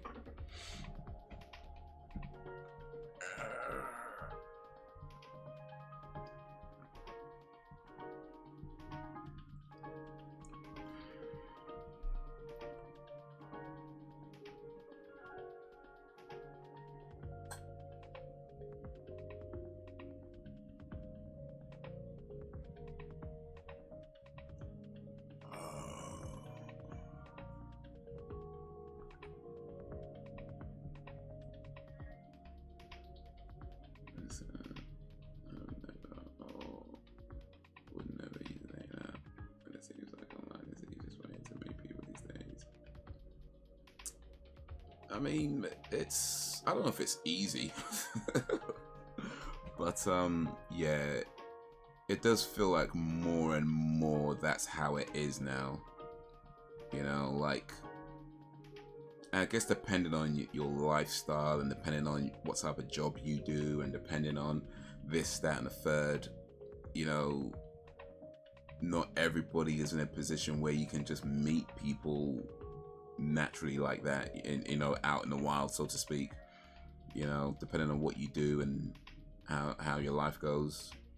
So yeah, but it does feel like more and more it's just kind of the thing to go. But I think one of the problems with like a lot of these apps and how deliberate this is, who knows? I mean, I'm sure there's some deliberation, but I feel like one of the biggest problems is that they often create an illusion of choice. You know, like I feel like they create the illusion that you have more choice than you actually do. You know, and especially I think with Tinder would do this. I think, in fact, I'm pretty sure Tinder definitely does this deliberately, just with like the way its algorithm works and stuff. Like it creates this idea that you have a lot more choice than you actually do. Like whatever choice you have in real life is the choice you have online. You know, that's how it is. Whatever options you have in real life is the same options you have online. But I feel like the online world kind of creates this illusion that you have way more choice than you actually do.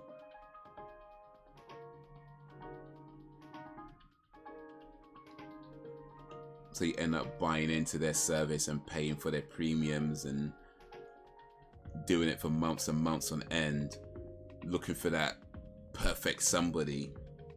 When reality is that you already met the guy or the girl that was right for you, but you just turned them up because you think you've got more choice than you actually. Yeah, so it's shallow. It's just so shallow.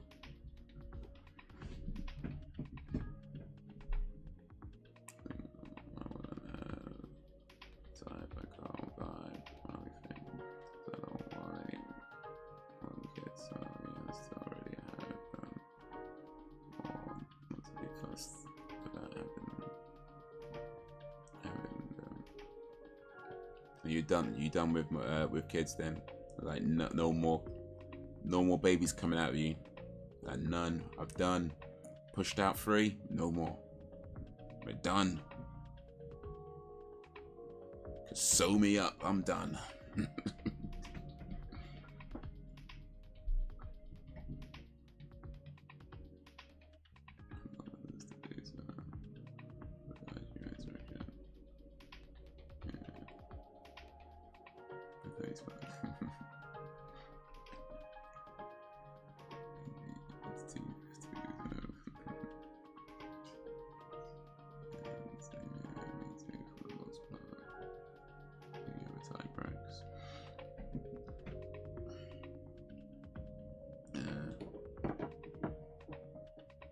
I used to like do all that stuff about having types and that kind of thing, but I just feel like I've found over the years that maybe not all, but certainly I feel like most, I want to say maybe, well, it's not like honestly, it's not like I count these things. I'm really going by memory, and maybe my memory's faded, but for now I feel like I can somewhat confidently say most women that I've been attracted to in my life haven't really fit the criteria that I've had in terms of like looks and stuff like that. So yeah, I think over the years I just kind of more and more moved away from that idea. And of course I don't think it's a bad idea to have, you know, standards in terms of values, of course, like, but I feel like these days a lot of times people confuse standards with preferences, you know? I feel that happens a lot. I feel like a lot of people confuse standards with preferences. Because you can have a preference if you want to, but when you start confusing standards with preferences, and no, because preferences are not that important when it comes down to it. Those are just things that are nice to have, but then none of them are actually essential. Whereas their values are pretty important. You know, your values should align, right? Otherwise, you're just going to have problems all the way. Every problem is going to be far worse than it needs to be. I feel like a lot of times people confuse standards with preferences, and it's like that's why you often hear things like, "Oh, he's got to have money. He's gonna be earning like 6 figures. He's gonna do this. He's gonna have that. He's gonna have this. He's gonna have that." And none of that tells you what type of person they are. You know, none of that tells you if they're a kind person or a mean person, or tells you nothing about who they actually are. It's just a preference. He's gonna have a 6-pack. He's gonna be this. He's gonna be whatever. And it's like, it's just preferences.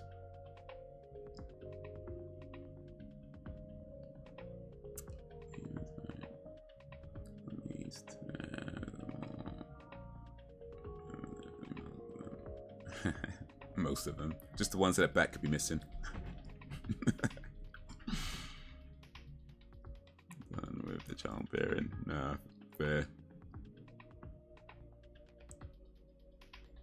For the time. Preference.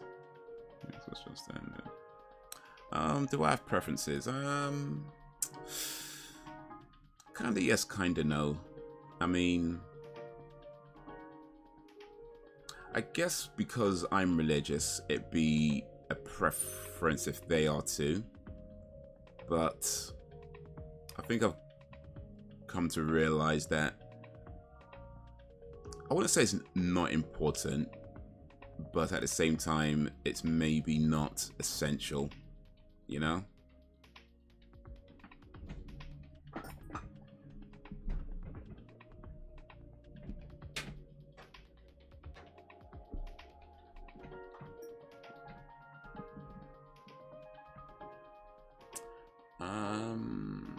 I mean, I don't think I'll mind different religions as long as it's not like, I don't know, Scientology or such. that might be a little bit, yeah, just a little bit too much for me. Like, you know what? Maybe not. Maybe not.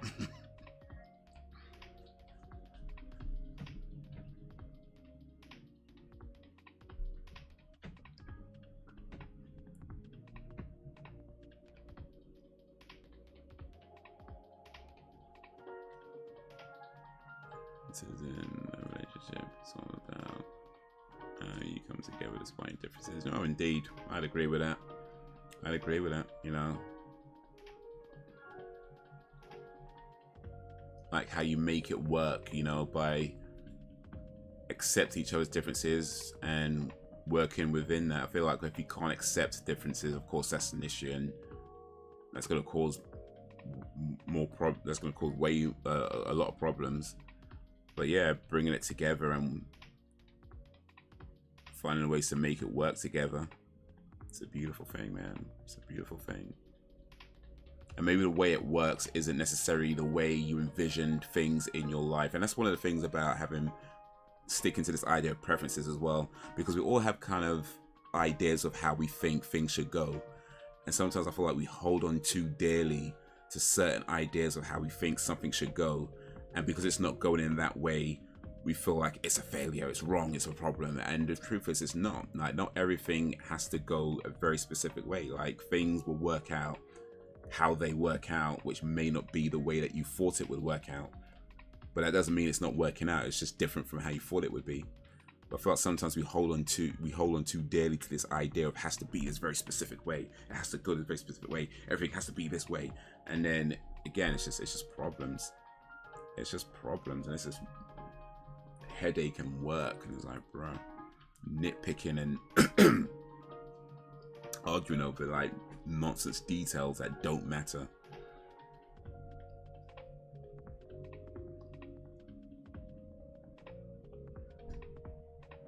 Well, the previous thing you must be following one day. Is that the make or break on future potential relationships? Did I say that I want to be a dad? Really? Honestly, I don't remember saying that. I mean, that's how much I want to be a dad. I don't even remember saying it.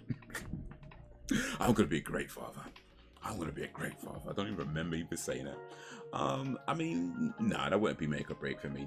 No, it wouldn't. I guess it'd be cool to be a dad, like to have a kid, but nah, that wouldn't be a make or break for me. Like, to be honest, I think it's more important to build a working relationship with the person you're with rather than try to force a situation. Because at the end of the day, it's like, if you don't have kids in your lifetime, it's like, so what? Like, it's not that important, in all honesty. I don't think so. I don't believe it's that important. I know a lot of people disagree with me on that, and that's fine, you know, but I don't believe it's that important. I think there's definitely a lot of pressure that people have to get married, have kids, and you know, that whole thing, like family traditions, and a lot of people face a lot of social pressure from, whether it's from family or society, friend, you know. And but I think that when it comes down to it, it's like, if like she doesn't want kids, that's not a deal breaker for me. You know, because at the end of the day, it's like, you can still do plenty of cool stuff and still have a plenty fulfilled life and never have kids. So, yeah.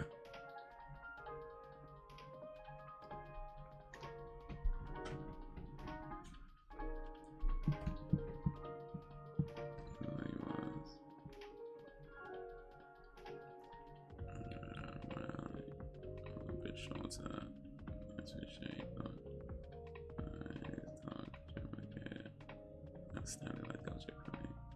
How tall are you, Brax?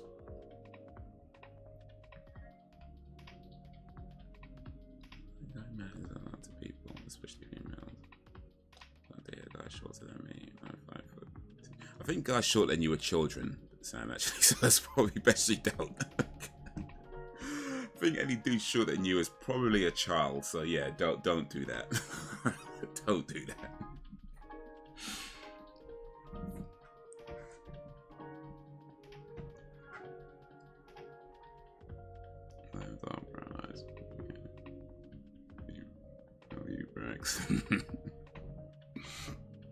Clone version of yourself, but in female form.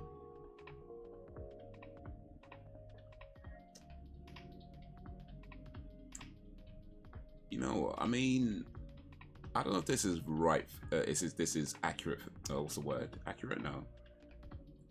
Yeah, I'm not sure if I'm the right person to be saying this, but height has never bothered me. But then, I think, to be fair, I'm taller than most people. You know, and as such, taller than most women. So it's rare that I meet anybody, especially a woman, who's taller than me, right? But yeah, I guess, I mean, I don't know if I wouldn't date a woman taller than me. Like, I don't know if I wouldn't. It's just that it's rare that I meet one. You know what I mean? And even then, it's like, just because you meet one taller, you just means things are gonna happen.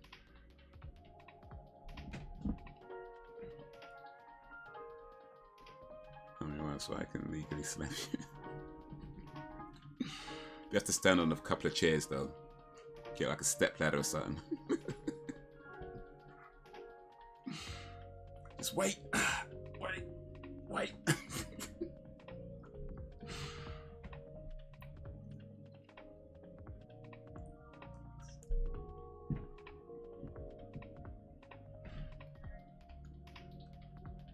But I would say this, though, and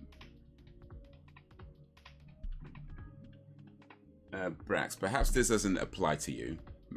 You can let me know if this applies to you or not. But oftentimes when I hear a guy say something like they only would date a woman shorter than them, like my height or shorter, like, oftentimes I hear a guy say that. The guy is like, you know, 5'5" or something, you know what I mean? Like below average height, like below average height. And it'd be like, yeah, I would have dated a woman taller than me. And I'm just thinking, like, bro, you are like, you know what I mean? Like, you might want to reconsider that. You might want to reconsider. You're limiting your dating pool when you're like 5'3" or something, or, you know, 5'1", talking about, yeah, I'm only gonna date women. So, you know, I'm just saying. Like I said, I don't know if this applies to you, Brax. I don't know. I don't know how tall you are. I'm just saying, in my experience, when guys say that, they're usually short dudes that are saying it. And I'm just like, bro, you are limiting your pool. You are unnecessarily limiting your pool.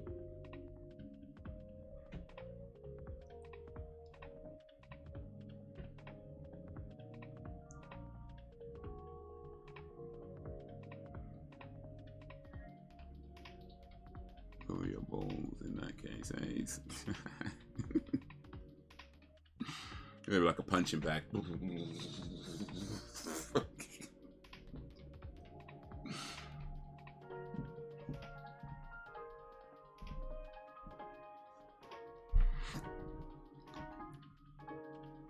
want to know something scary? Sophie is 10 and on her tells she is the same height as me. Woof. You know what? Next year she's gonna be telling you when to go to bed. Next year Sophie's gonna be like, you can't boss me around no more. You can't tell me what to do. Go make me a sandwich.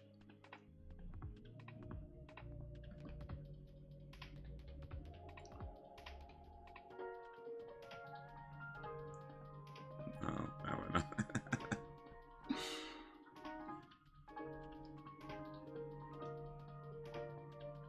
Listen, let me tell you something about height. For everybody who was all like, "Oh, I'm only dating people short, dating women shorter than me, only dating guys taller," you know, for anybody saying stuff like that, let me tell you something. We're all the same height lying down. Just saying. Just saying. You know what I mean?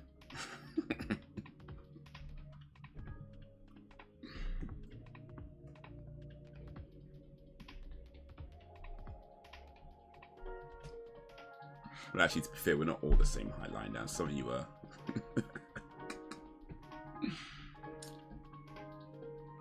Some of you are rotund.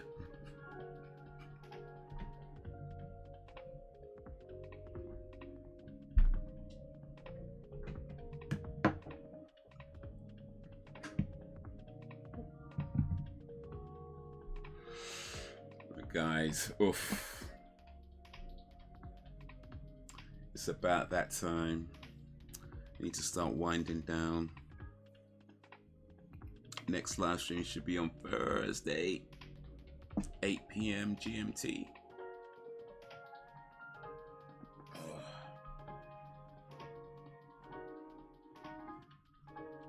Right, I'm going down to console.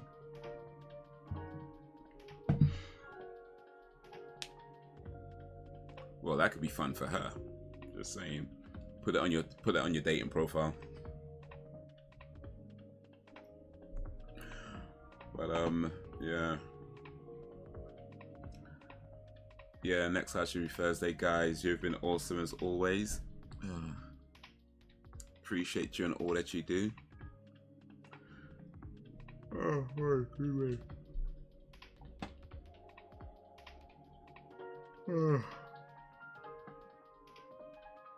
You're asking for it. Well, what's the it's I'm asking for?